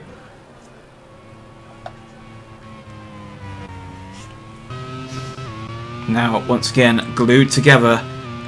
Buemi's trying to go for a move, and O'Ward goes down the inside, and he takes a pair of them. Brilliant stuff there from Pato O'Ward. Opportunistic stuff there. Buemi just going completely the wrong way. He's now going to try diving down the inside, and he's not made that move, Sadiq. So O'Ward now rockets away into 4th position. He's got Power just up the road. Buemi still leads this championship, but only by 3 points. 6 points separate the top 3. Obviously, Rosenqvist unable to do anything in this situation as he is out of the race. But this is getting pretty dangerous now for Buemi.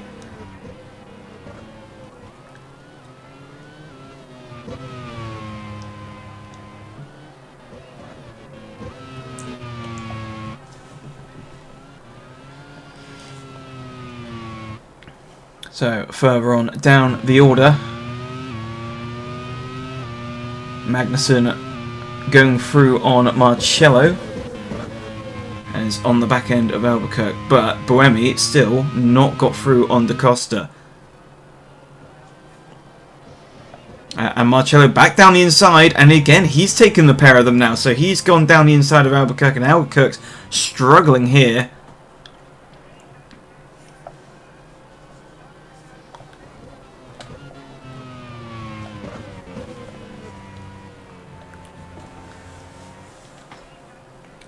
At the front, it is still Whincup, who's got a nice tidy margin ahead of Wickens. 5.5 seconds pretty much.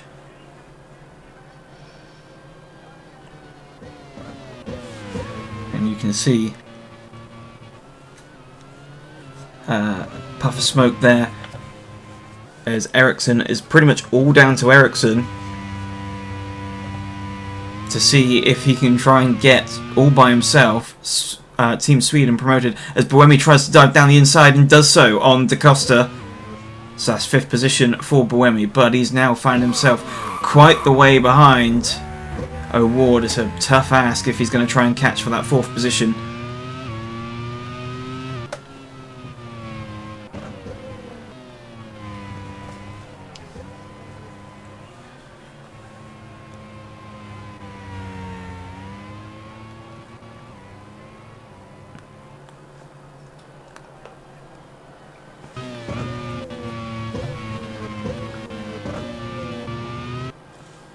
So back at the front there's Will Power, and he's trying it on Wickens, so he's managed to catch Wickens.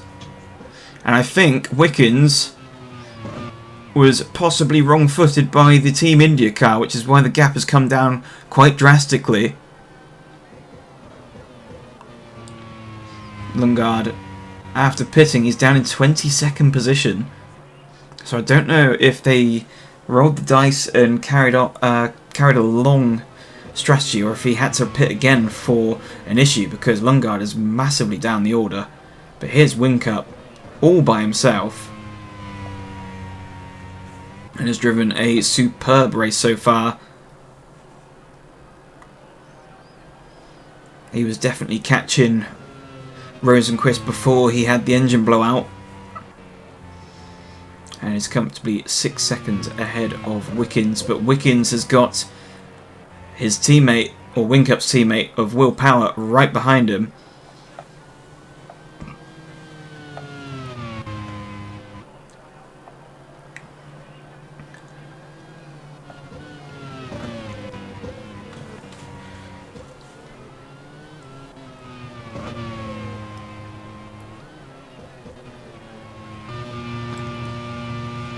Wickens still just about hanging on to that second position as they come down the start-finish straight.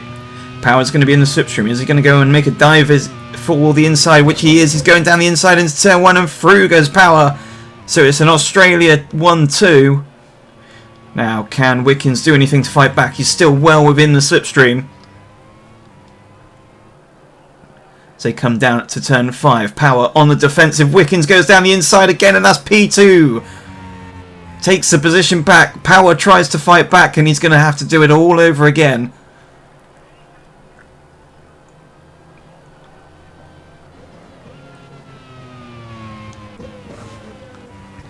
Some absolute cracking racing we're seeing here in the final race of Division 2. It's been an absolute cracker so far. There's O'Ward in the background, so he's close enough to chase down for a podium. And Buemi hardly in sight, so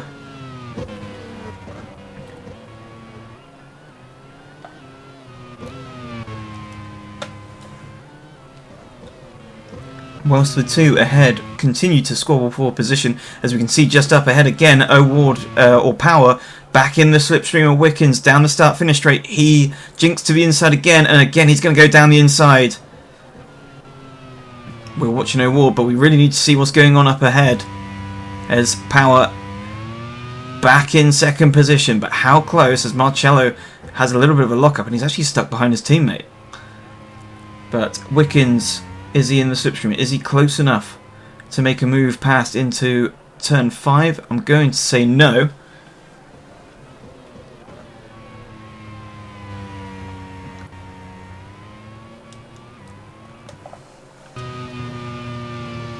But Buemi's going to be getting fairly worried now by the fact that his teammate is right behind him. Here's Da Costa now under pressure from Ericsson. Ericsson, who's started to come alive in this second half of the race. Obviously realising that any chance of the team being promoted all relies on him.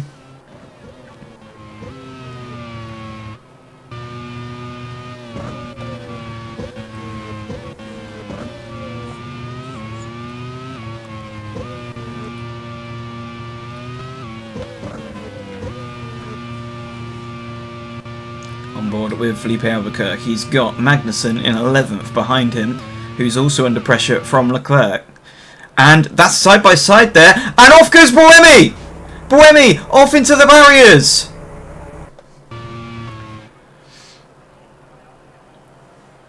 The team not happy, Buemi not happy. His teammate sends it down the inside and forces Buemi out right wide, and into the barriers he goes.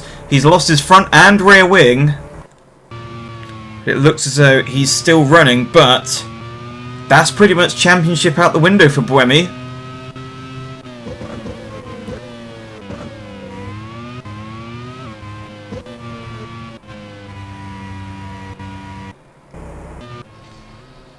And absolute explosion there for Team Switzerland. They already had pretty much the Teams Championship wrapped up. All they needed was the Drivers' Championship. They were on course for the Drivers' Championship, and now Marcello has really put his foot in it now for the team. Will there be repercussions? He is still one of the top drivers for Team Switzerland. But that has pretty much handed the championship, I believe, to O'Ward now. Actually, no, as it stands, Rosenqvist would lead by 3 points. Denmark will take third position as it stands ahead of Sweden. So we may see that the man who wins the championship still stays in this division. It all depends on Ericsson, who's now in P7.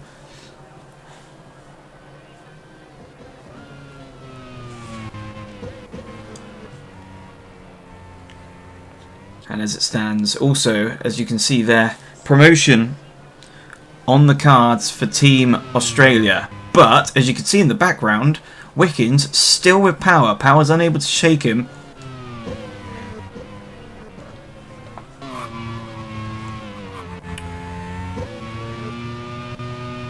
Buemi has managed to make it back to pit lane. He's going to be last car circulating pretty much, although you've still got the two Team India cars who are actually a lap down.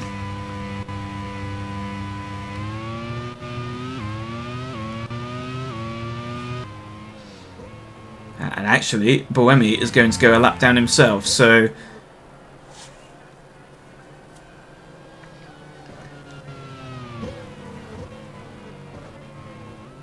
what was looking like a day that was going to be covered in glory for Team Switzerland.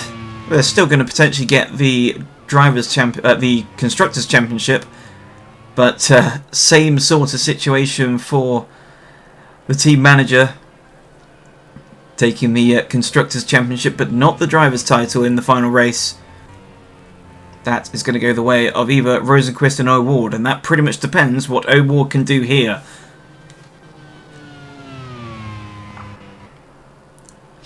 As it's side by side now by Wickens. Wickens trying to find a way through, and that's allowing O'Ward onto the back end of the Canadian. Here we go, second, third and fourth, all glued together now as they come through the final corners. There'll be 10 laps to go.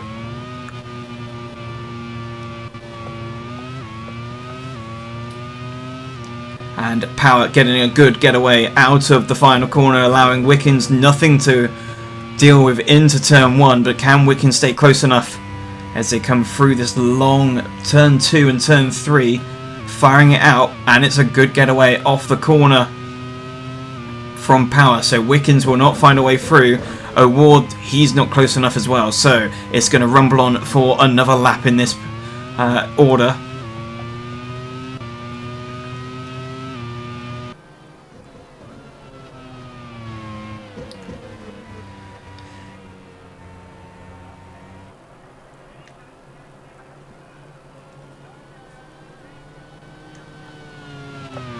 And the pair of them pretty much glued together.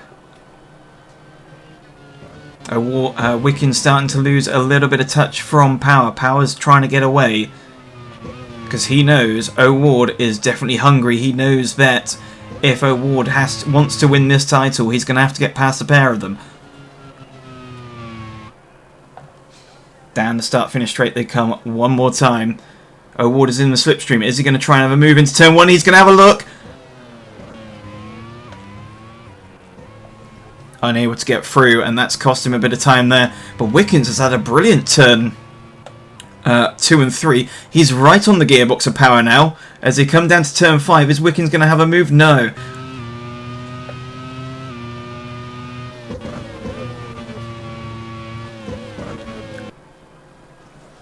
Further on back, Ericsson trying to find a way through on Da Costa for 6th position.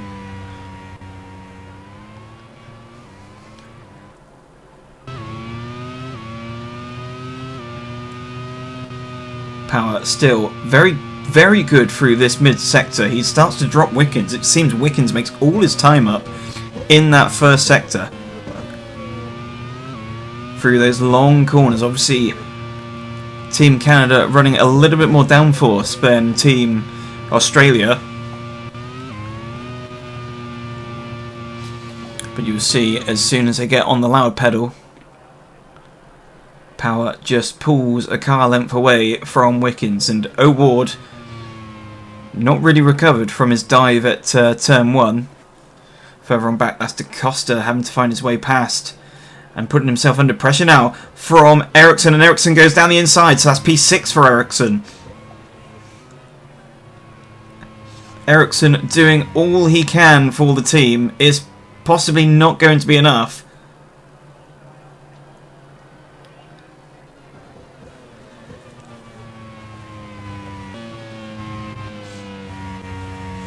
As we come back on board with Wickens, looking back to O'Ward, and it seems O'Ward's not really making the inroads he was earlier.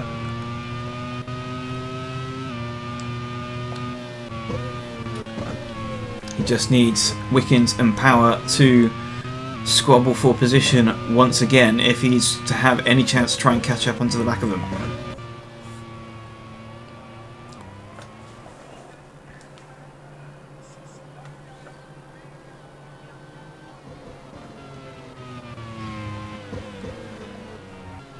So here we go, Power still holding on, but just see how Wickens is just able to carry much more speed around turn 2 and turn 3, and is just able to close up right onto the back of Power, but he's just not quite close enough to make a move into turn 5.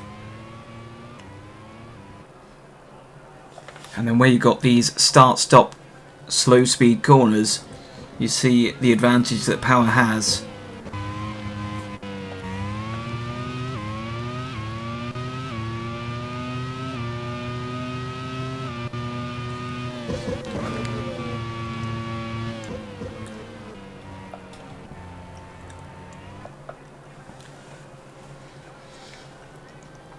Ericsson hoping for a mistake from Marcello.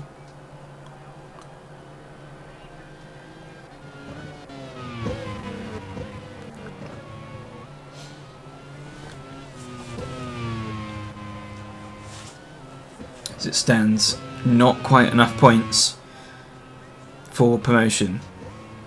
Now, once again, we've got Power, and he's closer this time as Wickens as they exit the corner. But again, Power just able to get out the corner just that little bit quicker, and Wickens just unable to do anything about it.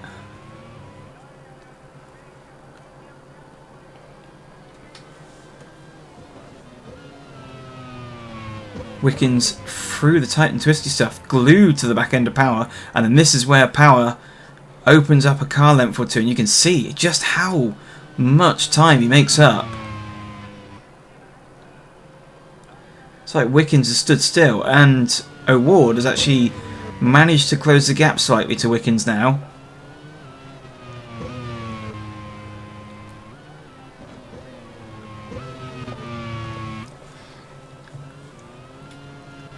So was O'Ward having a little bit of a regroup, and he's going to go for another attack.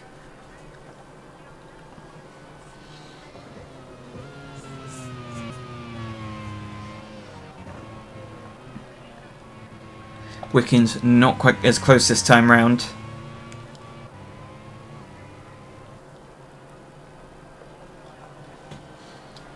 But this is essentially your pivotal battle for the championship. But O'Ward needs to start thinking of doing something soon, as the laps are starting to run out.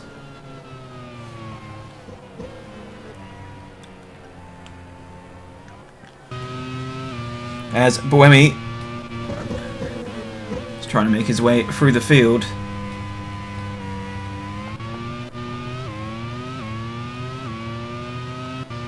It looks as though he will not be scoring any points, but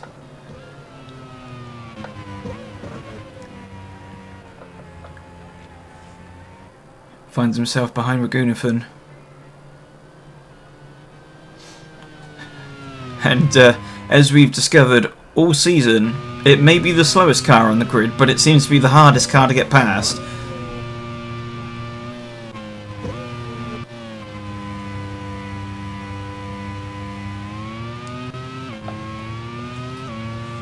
back for this battle for P2. Wickens starting to lose touch now with Power. Only a handful of laps left to go.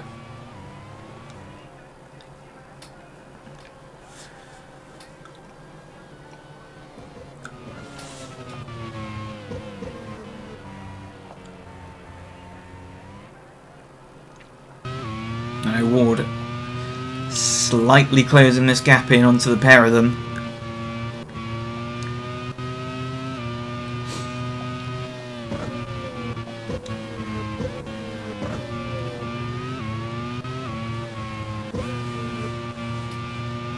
Is there going to be any form of last minute drama?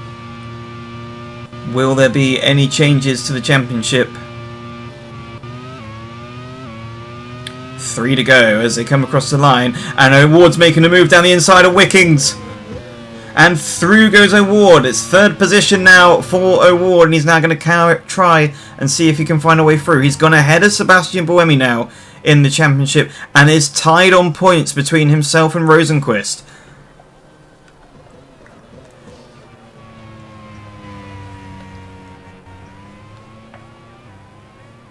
Now, 3 laps he has to try and catch and pass Will Power.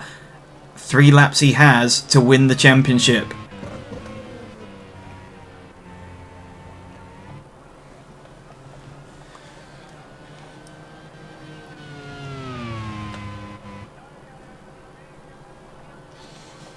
What has Power got left? What is the gap as they come over? It's just over a second now between Power and O'Ward. 1.3 to be precise.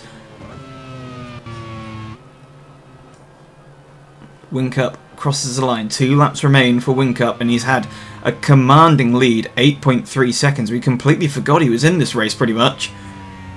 We've been focusing on this battle for the championship. But here is O'Ward. He's going to try and continue to close this gap. It's a tall order.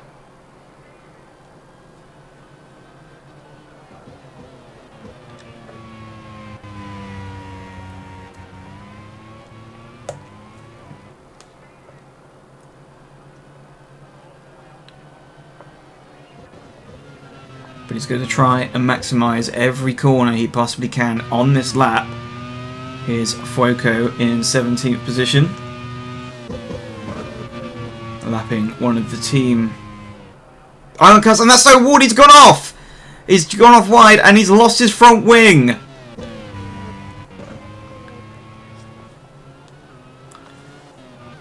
He had to go for it. He knew he had a lot to do there, and he's lost his front wing.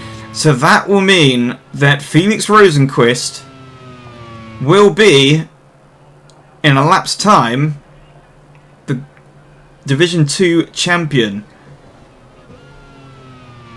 We all thought it was over for Rosenqvist when his engine went, but his 2 competitors exploded, crumbled under pressure. All Buemi had to do was get the car home, but then found himself tangled up with his teammate, and that lost him the championship. O'Ward just had to get past Power, and in doing so has now lost his front wing and the chance of winning the championship. Here comes Whincup on the final lap of what has been an incredible first season of Grand Prix World Series Nations Cup.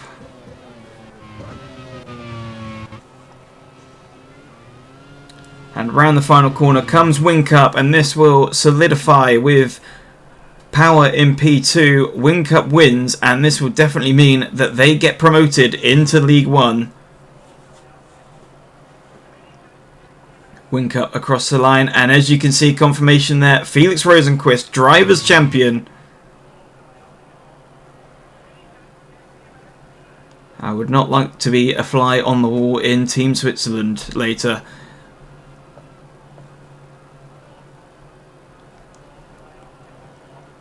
Wickens P3.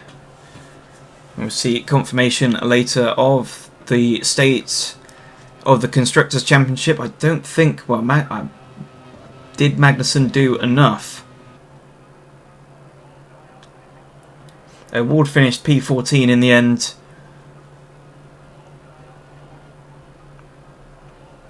Buemi finishes a lap down in P22, and that is race over as we wait for confirmation.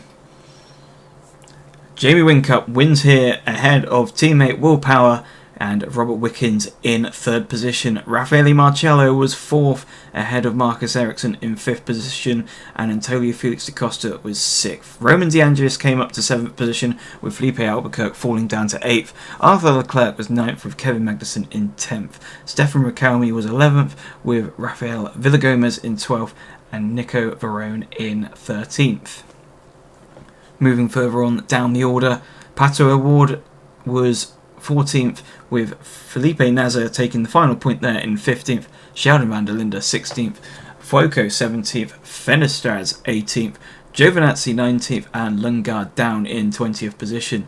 Felipe Drugovich was 21st and Buemi sadly down in 22nd position, just about finishing ahead of Raghunathan and Karthikeyan.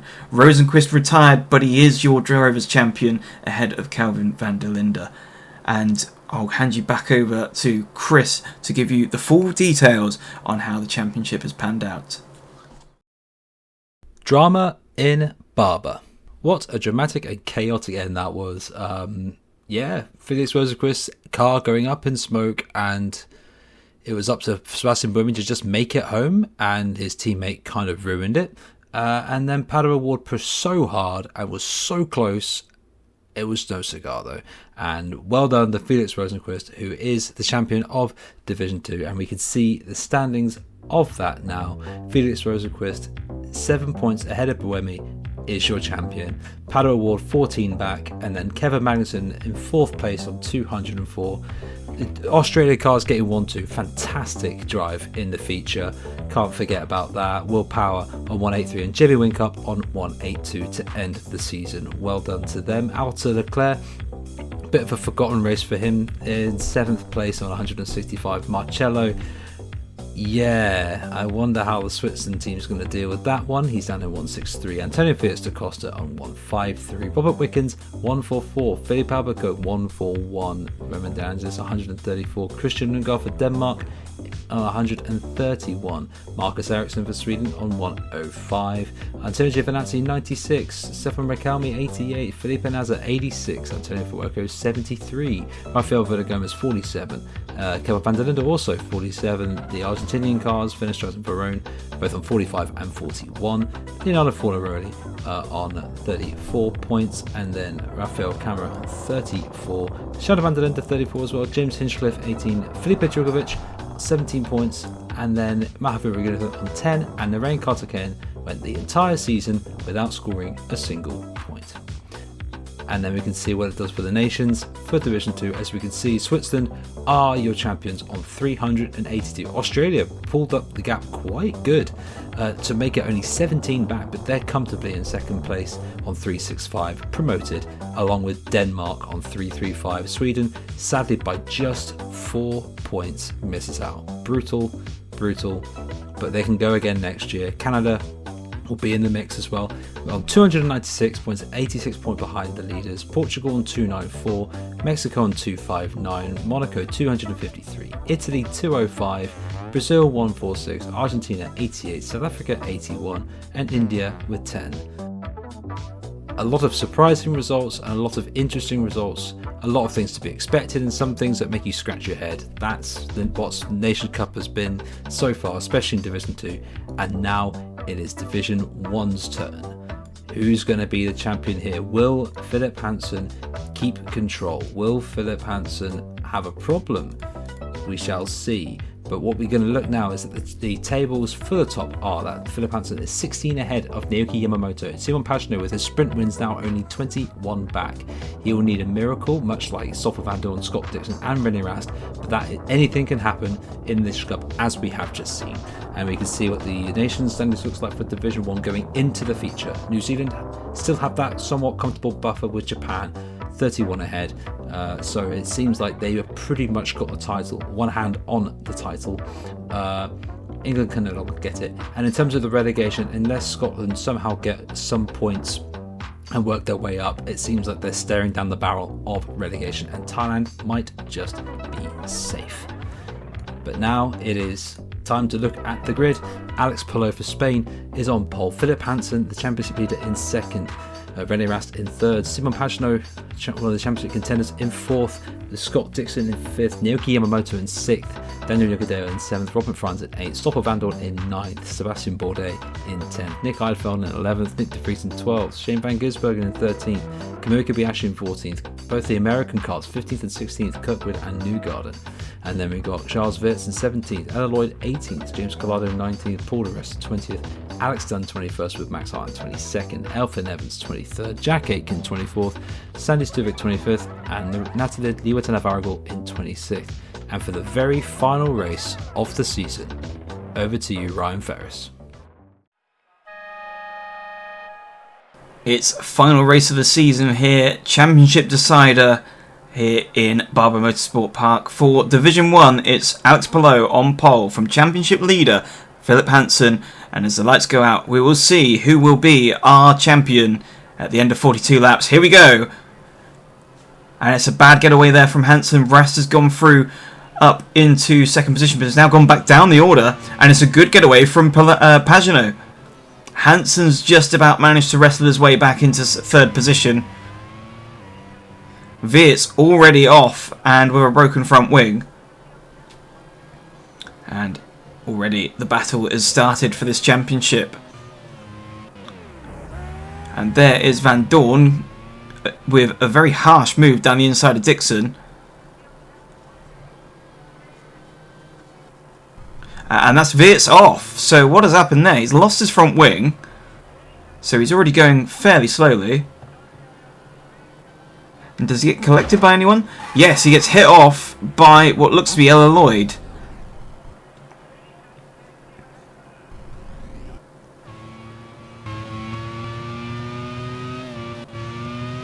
So that will be a penalty for sure by Ella Lloyd.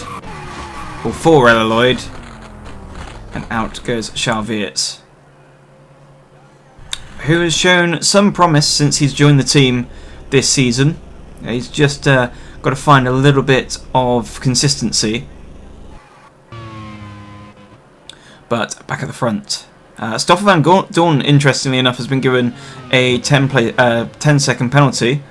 A little bit harsh, considering, you know, it's first lap and it's all a bit of a melee at that point. But back at the front, Palou ahead of Pagenaud. Pagenaud really has the bit between his teeth in this championship. He had a good sprint race, and he looks as though he's going to try and do the same. He goes down the inside and takes the lead off of Palou. But unluckily for Pagenaud in this situation, Hansen is only in third position. And he is looking to do the same to Palou as they come down to turn 5. It's not quite close enough, but Junqueira is helping out by going down the inside of Yamamoto. Yamamoto second in the championship at the moment, the most likely to try and take the championship away from Hansen, although he has a much more comfortable buffer of 16 points between himself and Yamamoto.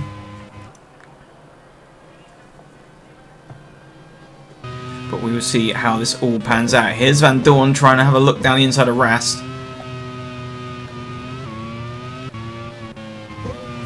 Vandoorne, who took himself out of championship contention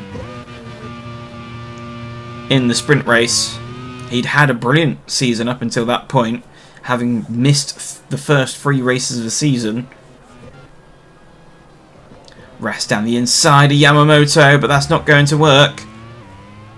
That's hampered Yamamoto as well as Rast and has put Vandoorne back onto the rear end of the German.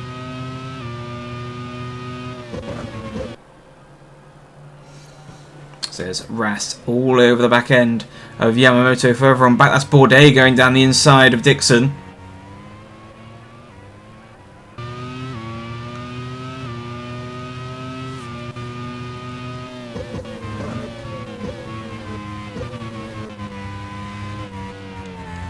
Bourdais trying to find out where his teammate is, and his teammate is currently leading ahead of Palou.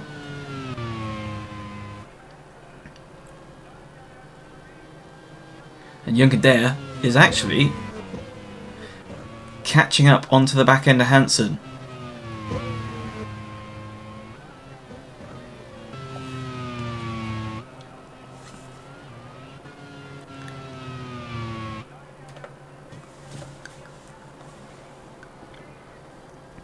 So, as we look to see, down the inside comes Rast on Yamamoto and forces out Yamamoto wide, so that's going to put him under pressure now from Van Dorn as well.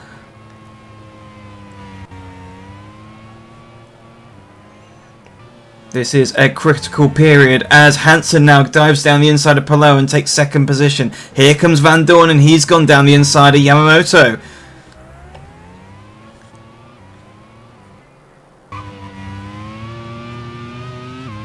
Confirmation there that Team Japan running a heavy fuel load. Here's the relegation battle, although these guys already relegated, and as it stands, no points being scored for either Scotland or Thailand. Thailand are going to stay up if it stays the way it is.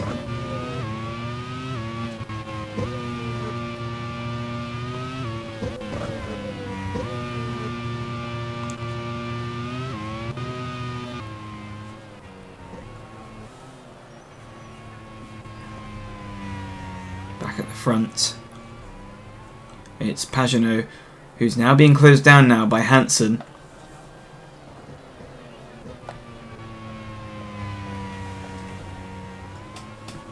Pagenaud's got to try and see if he can back up Hansen as Dixon sends it down the inside of Frines for 9th position. And that's a little bit of a lock up there for Hansen. Almost sending it into the scenery.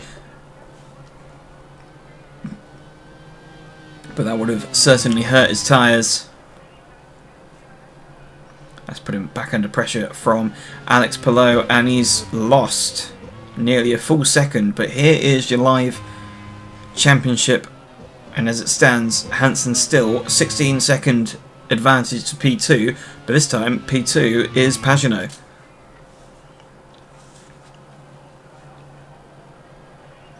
Doesn't matter too much in terms of where Van Dorn is at the moment. Remember, he's got that 10-second penalty for what happened on lap 1. But the team are able to protest the penalty should they wish.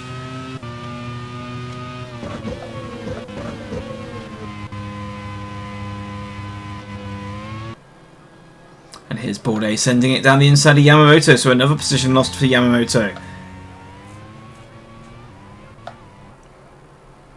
Now, are the Team Japan going to regret their decision of running a little too heavy? As it's potentially going to give them a lot of work to do in the second half of this race. So Hansen is looking to pit early. Lap 17, so that'll be amongst the first people to pit. And I'm assuming Yamamoto will be going somewhere between lap 20 and 23.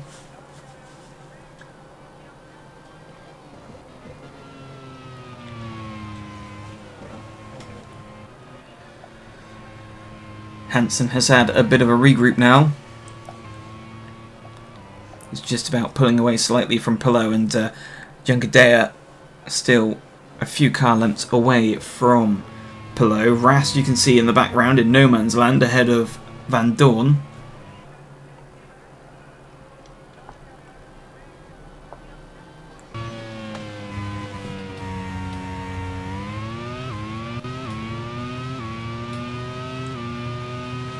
Back on board now with Pagenaud.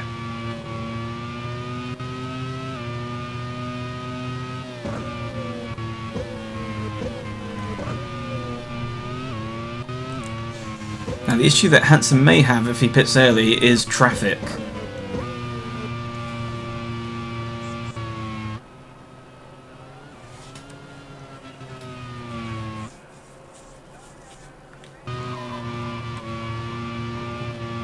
As Rast going wide, almost too wide there, Wouldn't want to be doing that again. Because show he's pushing to try and close this gap to the two Spaniards ahead.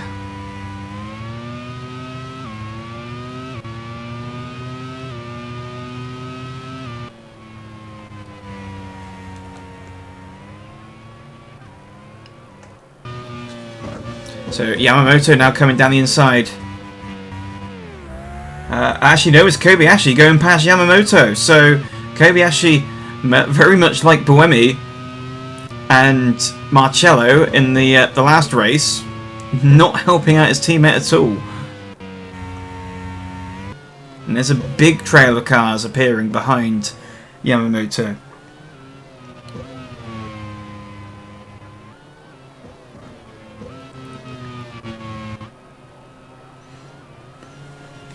Hansen still struggling to try and come to terms with Pagenaud's pace as they come across the line. He's closed a little bit.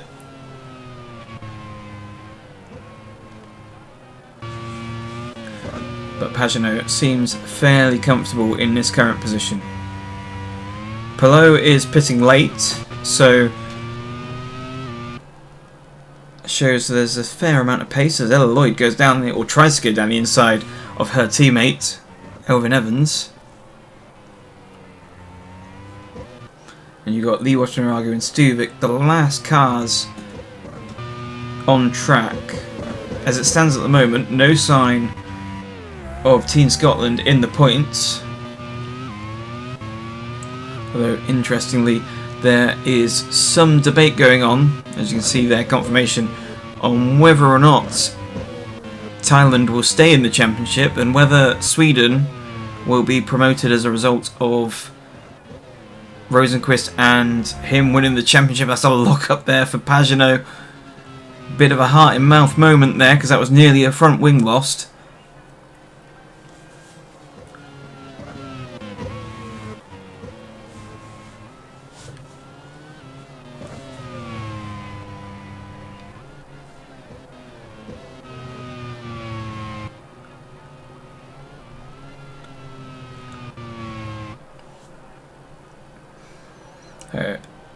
Back with Alex Palou keeping Juncadella just behind. Chances of the championship are gone for Palou. He was in contention for the most part.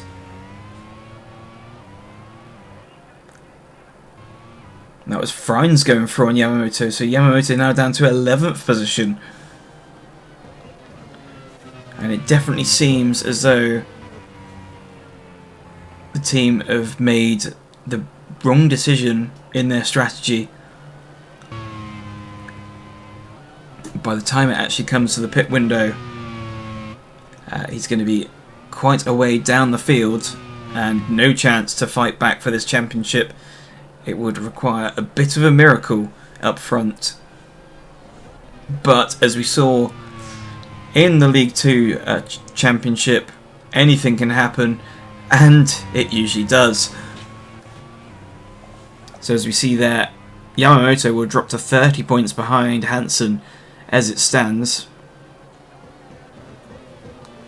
Pagenaud had a bit of a hurry up and he's now opened the gap a bit more. And here's Dixon down the inside of Van Dorn for 6th position. So he takes that position back that he lost earlier.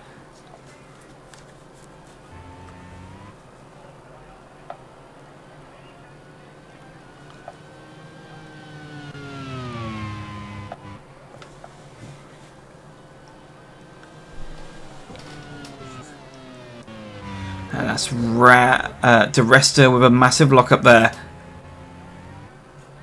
Now goes into the clutches of Elvin Evans.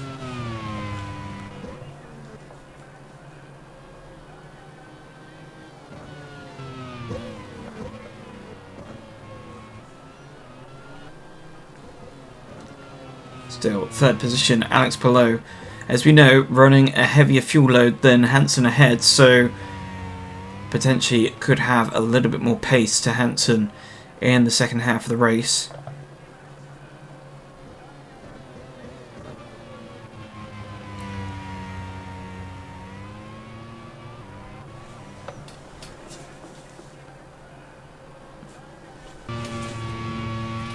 We're getting ever closer to the opening of the pit window, as we see the Resta now under pressure and being passed by Elvin Evans.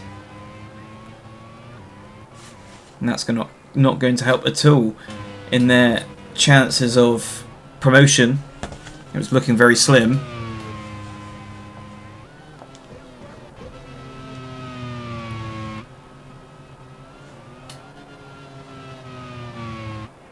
But Pagenaud, despite making a few minor mistakes, although Hansen has also done the same, he continues to extend his advantage.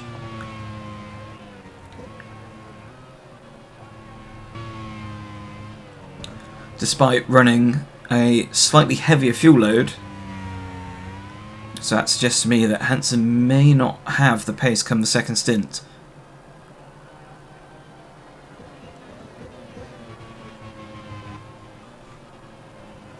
Heidfeld back in 17th position.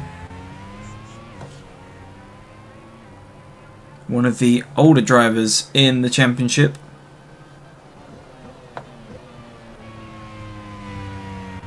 Drafted in to replace Andre Lotterer. Showed signs of greatness earlier on when he started, but nothing to really show for. Kobayashi currently has the fastest lap of the race, which was done a little bit earlier. That's Nick de Vries trying to get through on Van Gisbergen.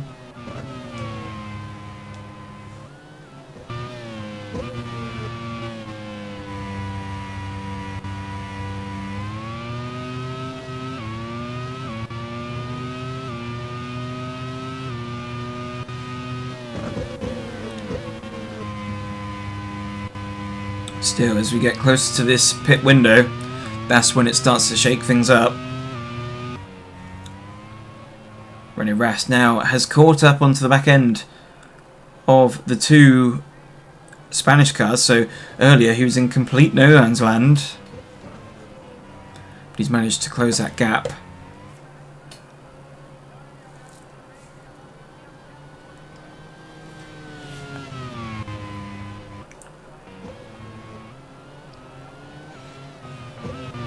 Pagenaud looking pretty dominant, and he's doing all that he can.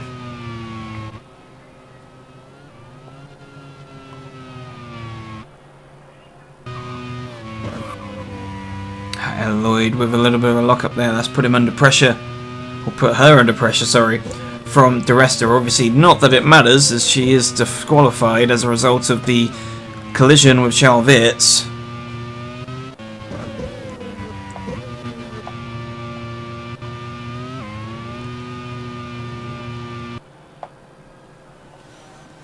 Alex Palou still in that third position. He said, if need be, he will give up his position to teammate Junkadea, but it looks as though Junkadea is fairly happy at the moment. And that's De Vries going down the inside of Yamamoto, so P13 for Yamamoto. And I can't see, even with a super second stint, that Yamamoto will be taking this championship today. Barring a miracle, the man in the pound seat at the moment is Hansen in second position.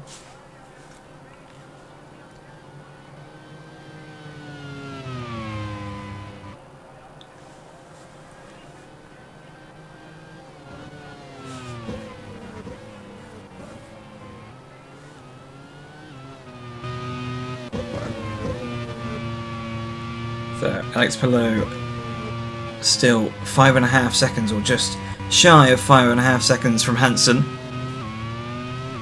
But Hansen will be pitting in the next 2 laps.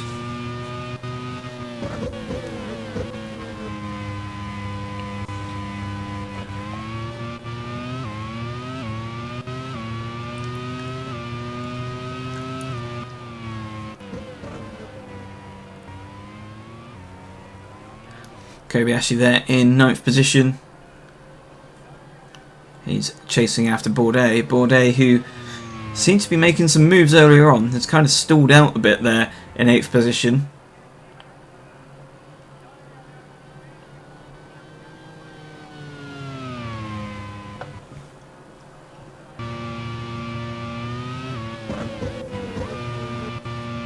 and things are getting really close now for that P3. Juncker is either going to try and have to get through soon on his teammate, otherwise Rast will be all over the back of him. He already is pretty much all over the back, as we see our first pit stop from Joseph Newgarden.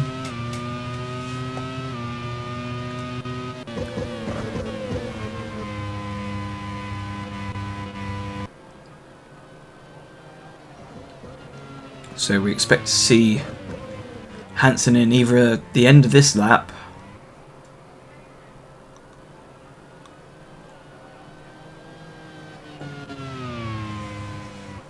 Are the team going to be able to feed him out into a good bit of space, or will he find himself in traffic? That is going to be the main question.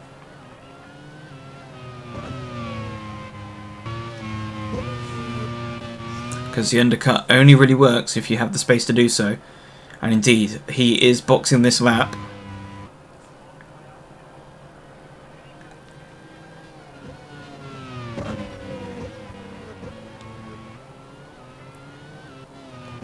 And Hansen, there it is, confirmation. Hansen is in. Yellow flags are out. What's going on here? And it's Kirkwood. What's happened to Kirkwood? There's also one of the Team America cars. It's both America cars, is it? No, it's Bourdais. Bourdais is spun off.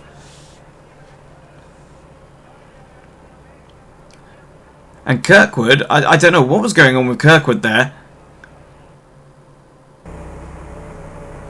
Either he went off in sympathy or in avoidance, and he's now gone and stuck, what looks to be, on pit entry. Bourdais has managed to continue.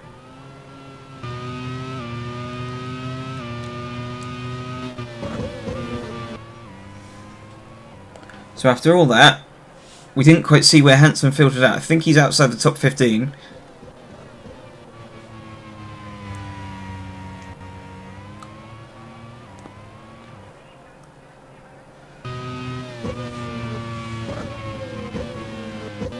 That was Collada's car you saw going out a shot there.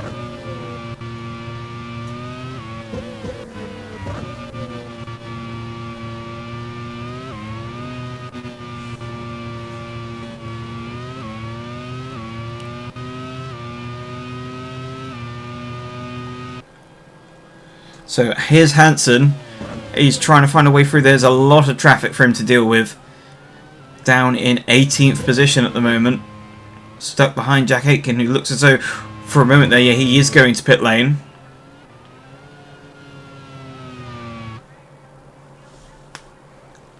So that's going to release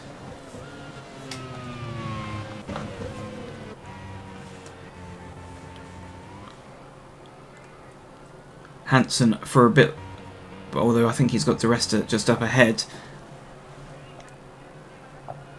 Here's that battle for now P2, now that Hansen's pitted.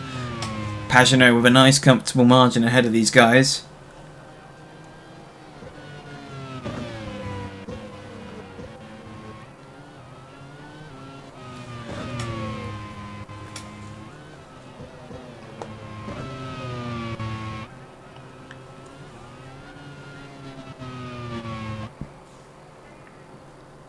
Now, back down the start-finish straight. Are we going to see a move at all by any of these guys?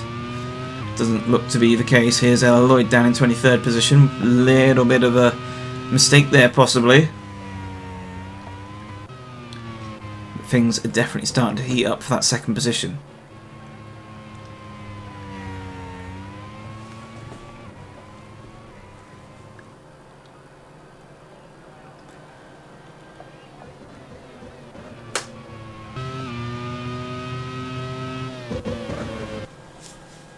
Here's Dixon down the inside for another position. Bourdais pits.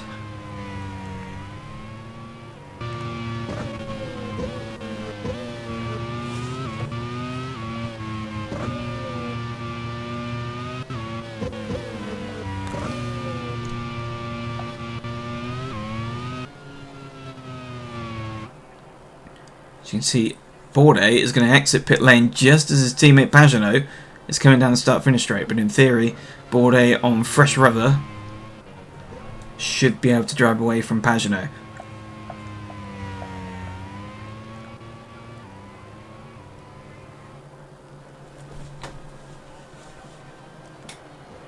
He has Kirkwood just up ahead.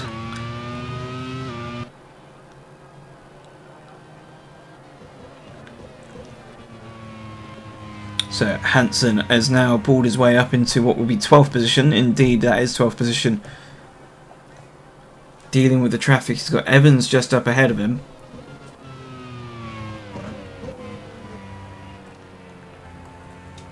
Now, which one of the front runners is going to blink first? For pit lane, they're trying to see if they can eke it out as long as possible. Pagenaud is going to pit this lap. And into the pit lane comes Pagenaud. What's Juncker-Dare going to do? As he's gone from Palou, so I must have missed that. And it looks as though Rast, and indeed Rast, is going into pit lane.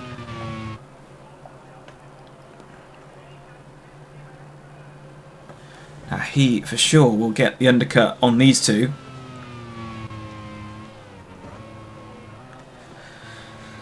But it is now Spain 1 and 2, although it's not going to stay that way as they're both yet to stop.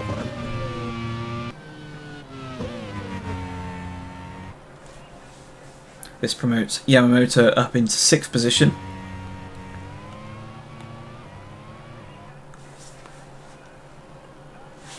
Hansen is now up into 10th. Still not really making much progress into the gap between himself and Evans.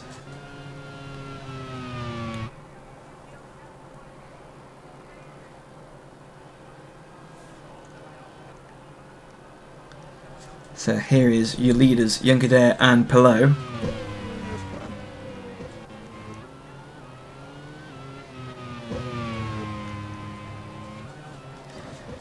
And Palou is angling to come into pit lane, and he does do so. Juncker-Dare has decided to stay out.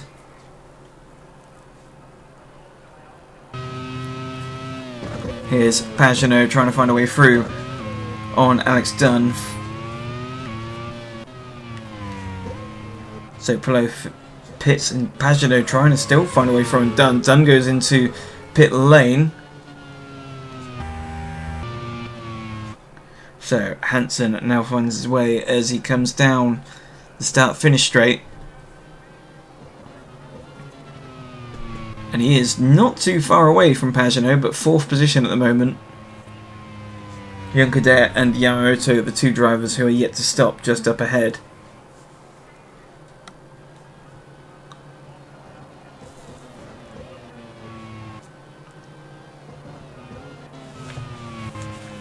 But I can imagine Yamamoto is potentially going to stop either this lap or next.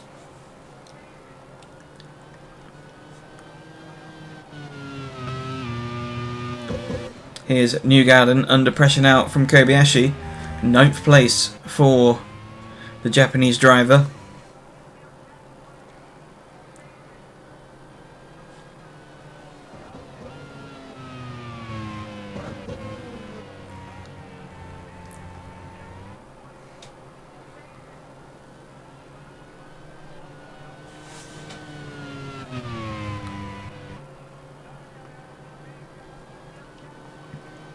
Pagenaud with the fastest lap of the race.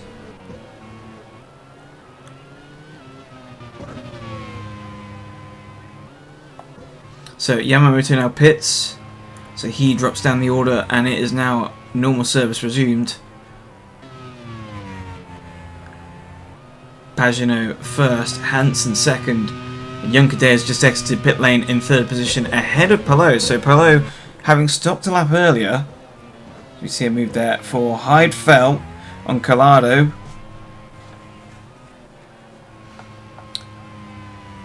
So far, everyone's pretty much managed that move cleanly this weekend, other than the two Swiss drivers into turn 1. But Collado now under pressure and being passed now by Hart for 15th position. Final points paying position. Here's Aitken battling away for 20th position. or 21st position with Lee Wataragu. So as it stands, Hansen will still lead the championship by 15 points from Pagenaud. Yamamoto, as a result of everything, has come out in 9th position. So the strategy not working too bad, but he's got a lot of work to do in this final stint. But he has got fresher tyres and a lighter fuel load.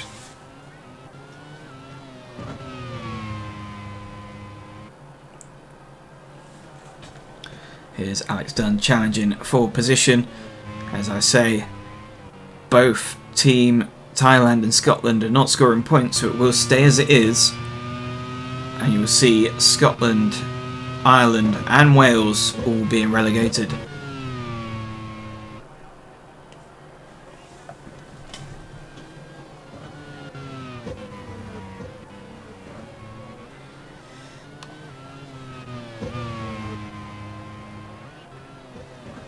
Below saying we have a delta over Hansen, so you can see Junker all over the back end of Hansen now as they come down the start finish straight, and he's going to try and go for a move down into turn 1,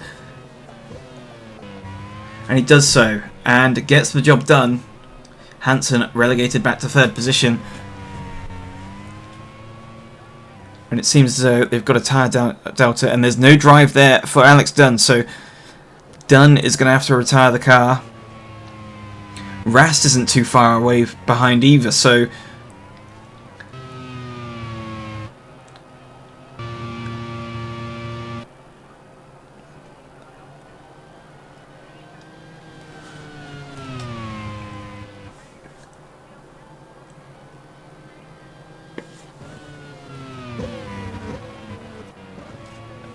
Pagenaud continuing to extend an advantage. Younger Day actually going a little bit quicker at the moment since he's passed Hansen. He's completely dropped Hansen actually, and it just seems as though going that little bit too early for Hansen is going to affect him big time. But I don't believe it will be enough for him to lose out on the championship to Palou. As in the background there, to Pagenaud, Palou does go through on Hansen. And Hansen already under attack from Rast.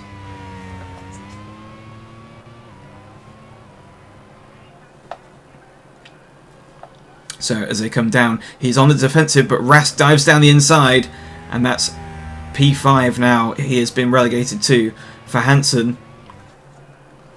As the championship stands, 6 points now separate Hansen and Pagenaud.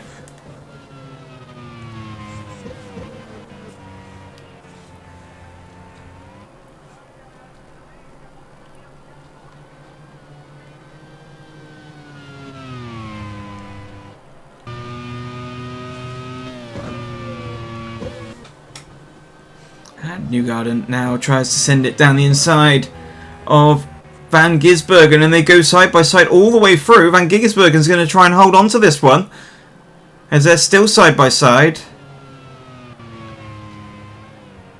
And it looks as though Newgarden does indeed manage to hold on to that 12th position.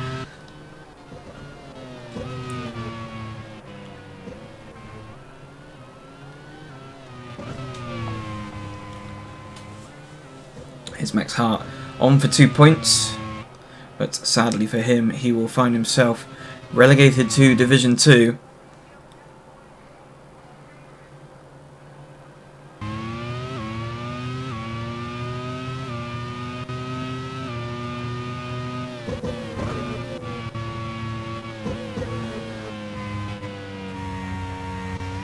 And good points for Spain, 2nd and 3rd at the moment, but Junker is actually running faster than Pagenaud at the moment.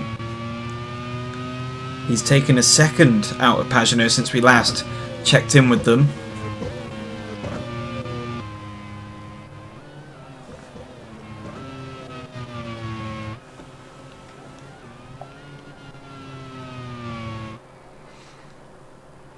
And that gap is continuing to come down, so can we have any form of late race upset? As it stands at the moment, still on course to win this championship is Hansen, currently in 5th position. But there's only 6 points separating himself and Pagenaud as it stands. Pagenaud has done all he can at the moment. He's leading the race, has the fastest lap, maximum points. As we see Van Gisbergen now sending it down the inside of Newgarden, so takes that 12th position back off the American driver.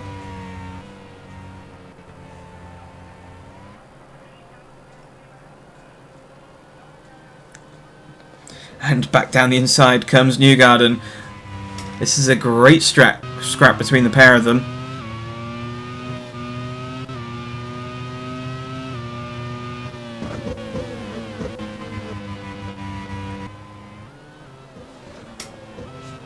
And the team pretty much know their fate for Team Scotland. It looks as though it will be relegation for Team Scotland because there is no chance at the moment with neither car in the top 15.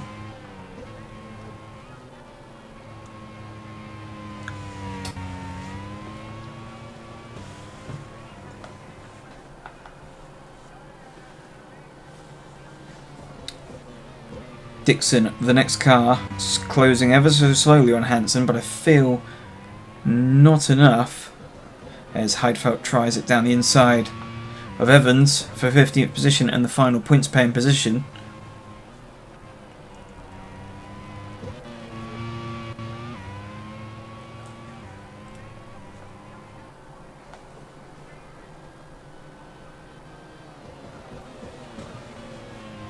So still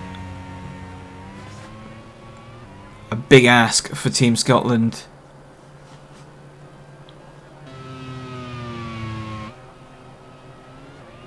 Here's Palou starting to come under pressure now from René Rast. That 3rd place is coming under threat.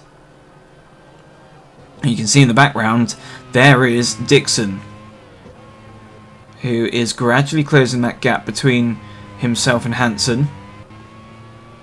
The gap is just over 4 seconds.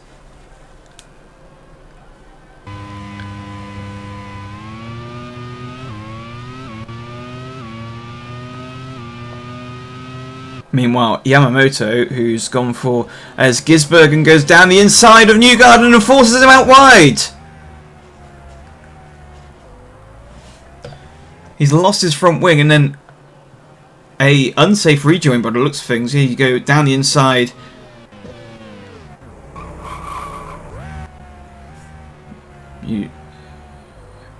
Newgarden will argue that that was, or Van Gisbergen would argue that that was a racing incident. Newgarden would argue that Van Gisbergen missed the apex there as he didn't have full control of the car and forced him out wide, but that will go to the stewards.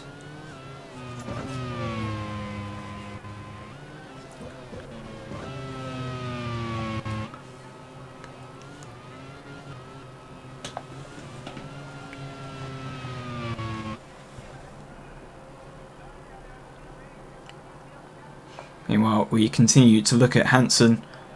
How is the gap doing between himself and Dixon? Is pretty much staying the same at the moment, so fairly comfortable there.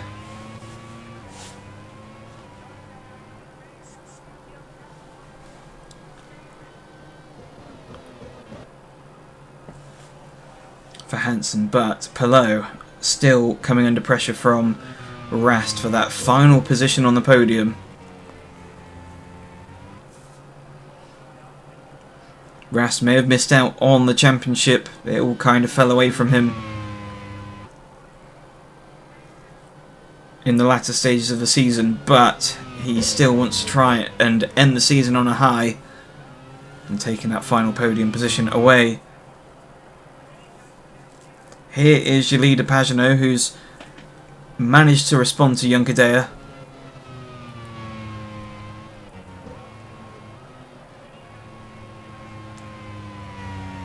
New Zealand will be Constructors' Champions as it stands.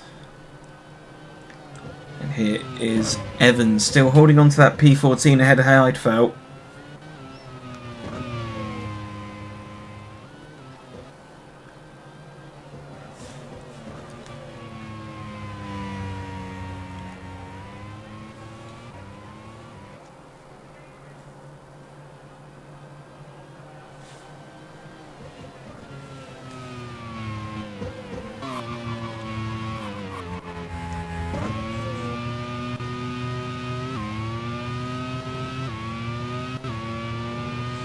And both Elvin Evans and Hart in the points, although they're, as we saw there, they're both going down, but they're going out with a fight in this last race.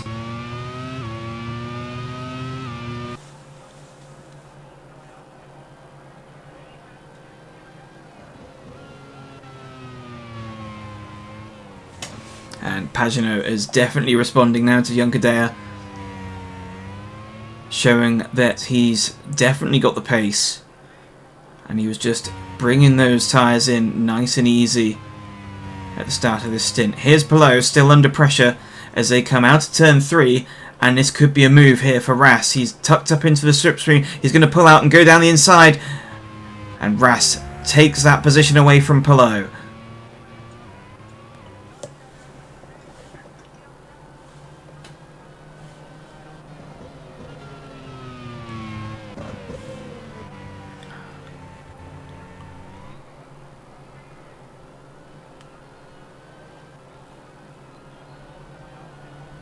Here's Philip Hansen, still on course to take the championship here in Nations Cup and be our first ever Nations Cup Division 1 winner. Champion Dixon, as I said earlier, doesn't appear to be gaining anymore. Actually, Juncadella not too far away from Ras, so he could have another go back at him.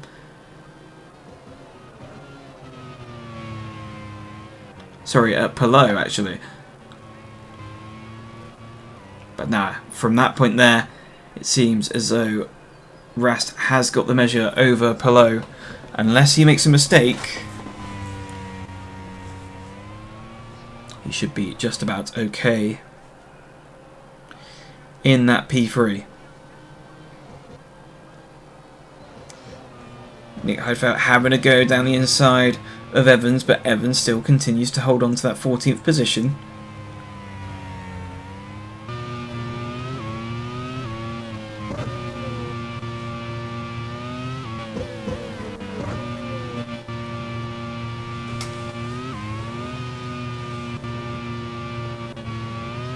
On board with our race leader, 35 laps in the bag.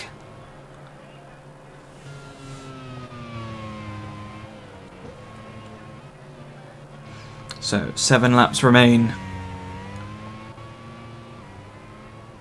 here in the final race of the season. That's Palou just about going wide, but manages to carry on, no damage there.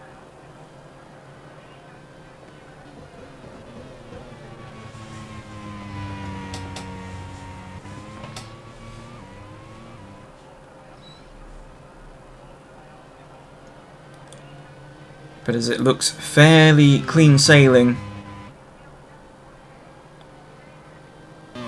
is there still a sting in the tail left as Dixon gets it all locked up coming down the hill through turns 7 down to 8.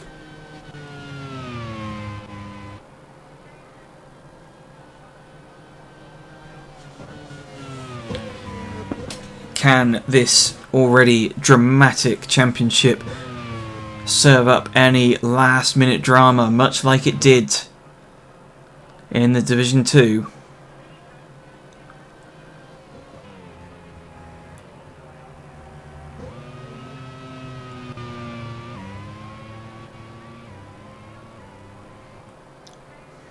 Six to go. Juncadella already on course for a good result here. Rast in 3rd position and Pagano still continuing to extend his advantage. 7 seconds at the moment. And I think he would just about hang on. Yamamoto stalled out, came out of pit lane in 9th position, and has pretty much stayed there, even though the strategy suggested that he was going to be pretty quick in the second half of the race. That hasn't quite happened. Here's Stuvik with a bit of a lock-up, just about hanging on in there in 23rd position.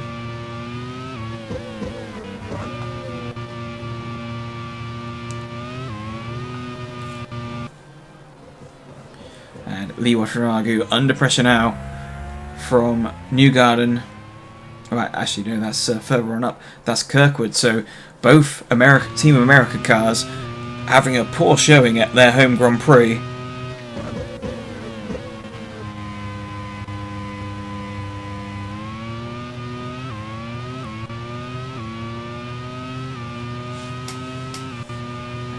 But I guess luckily for them it will be a shorter journey home. And that's Pagenaud having a bit of a lock up there. Luckily he manages to catch it. I said, was there going to be any late race drama? And Pagenaud almost serving that up as Collado dives down the inside and takes 16th position away from De Resta. And Hansen's gone off! I said, was there going to be any last minute drama? And Hansen's gone off. He's lost his front wing. He's going to have to pit. Luckily, he's not too far away from pit lane, so he's not going to lose too much time. But here comes Dixon. He's going to take 5th position away. Now, where is Hansen going to filter out? You can see Hansen, he's just rolling into pit lane there. Drama in the last part of this race. Don't forget also Van Dorn has got that 10-second penalty hanging over him. Kobayashi goes through. Yamamoto goes through.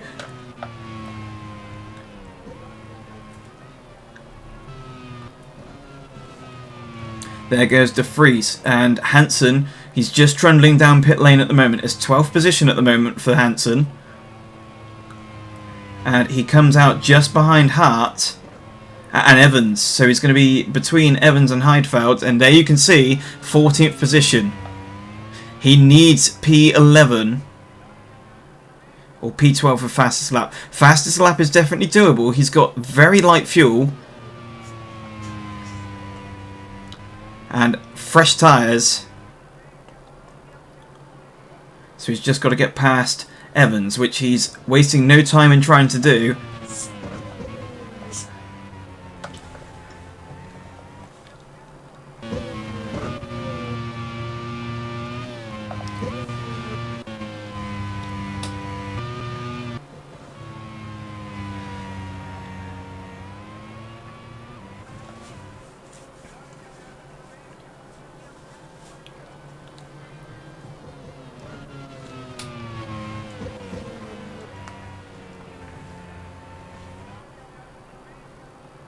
So Pagenaud now leads. He's been told he is now leading the championship by 3 points. But what can Hansen do? Hansen is still stuck behind Evans. We need to be watching Hansen, if anyone. And he's just gone through on Evans, so that's P13. He's not got the fastest lap yet, but he'll be going for it. The only problem is, if he's got to try and overtake people, that's going to be slowing him up. And Van Gisbergen is quite a distance as we come round to start the penultimate lap of the race. And as it stands at the moment, Pagenaud is your championship leader by 2 points.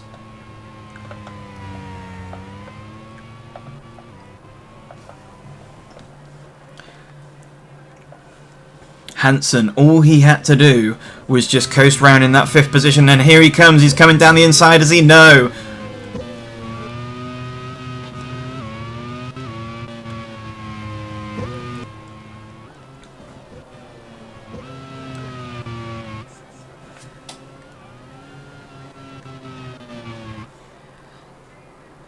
P11 is definitely too far away from him. He's going to come down the inside. He's going to have the slipstream as well down into turn 1, so that's going to help him in his fastest lap. Maybe not the most optimum line into turn 1, but he's got to have to go for fastest lap if he wants to win this championship.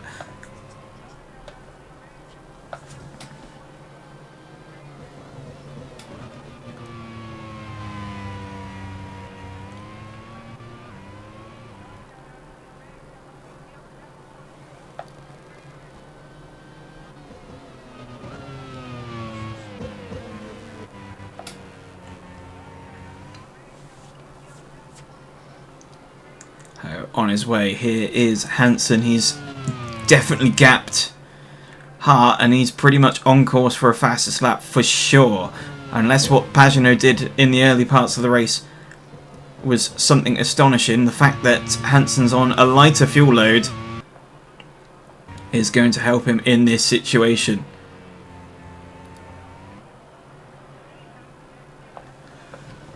Pagenaud has done everything he can.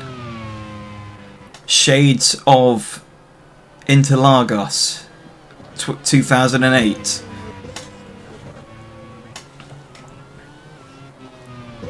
Is Hansen going to set the fastest lap on this lap? If he does so, and doesn't make any more mistakes, he is champion.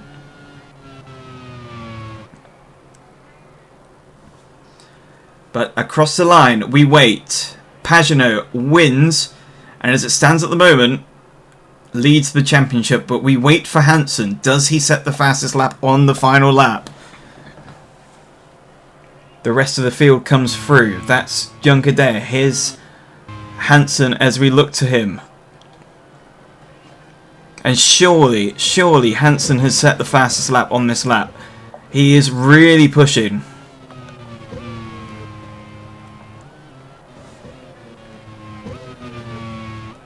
Hansen comes round through the final corner. Is it enough? As he crosses the line.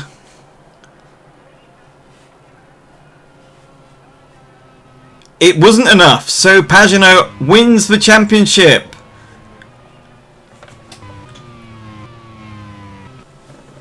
Unbelievable scenes here at Barber Motorsport Park. It was an outside chance for Pagenaud. We didn't think that Hansen, with such a comfortable buffer of 16 points, could throw it away the way he has.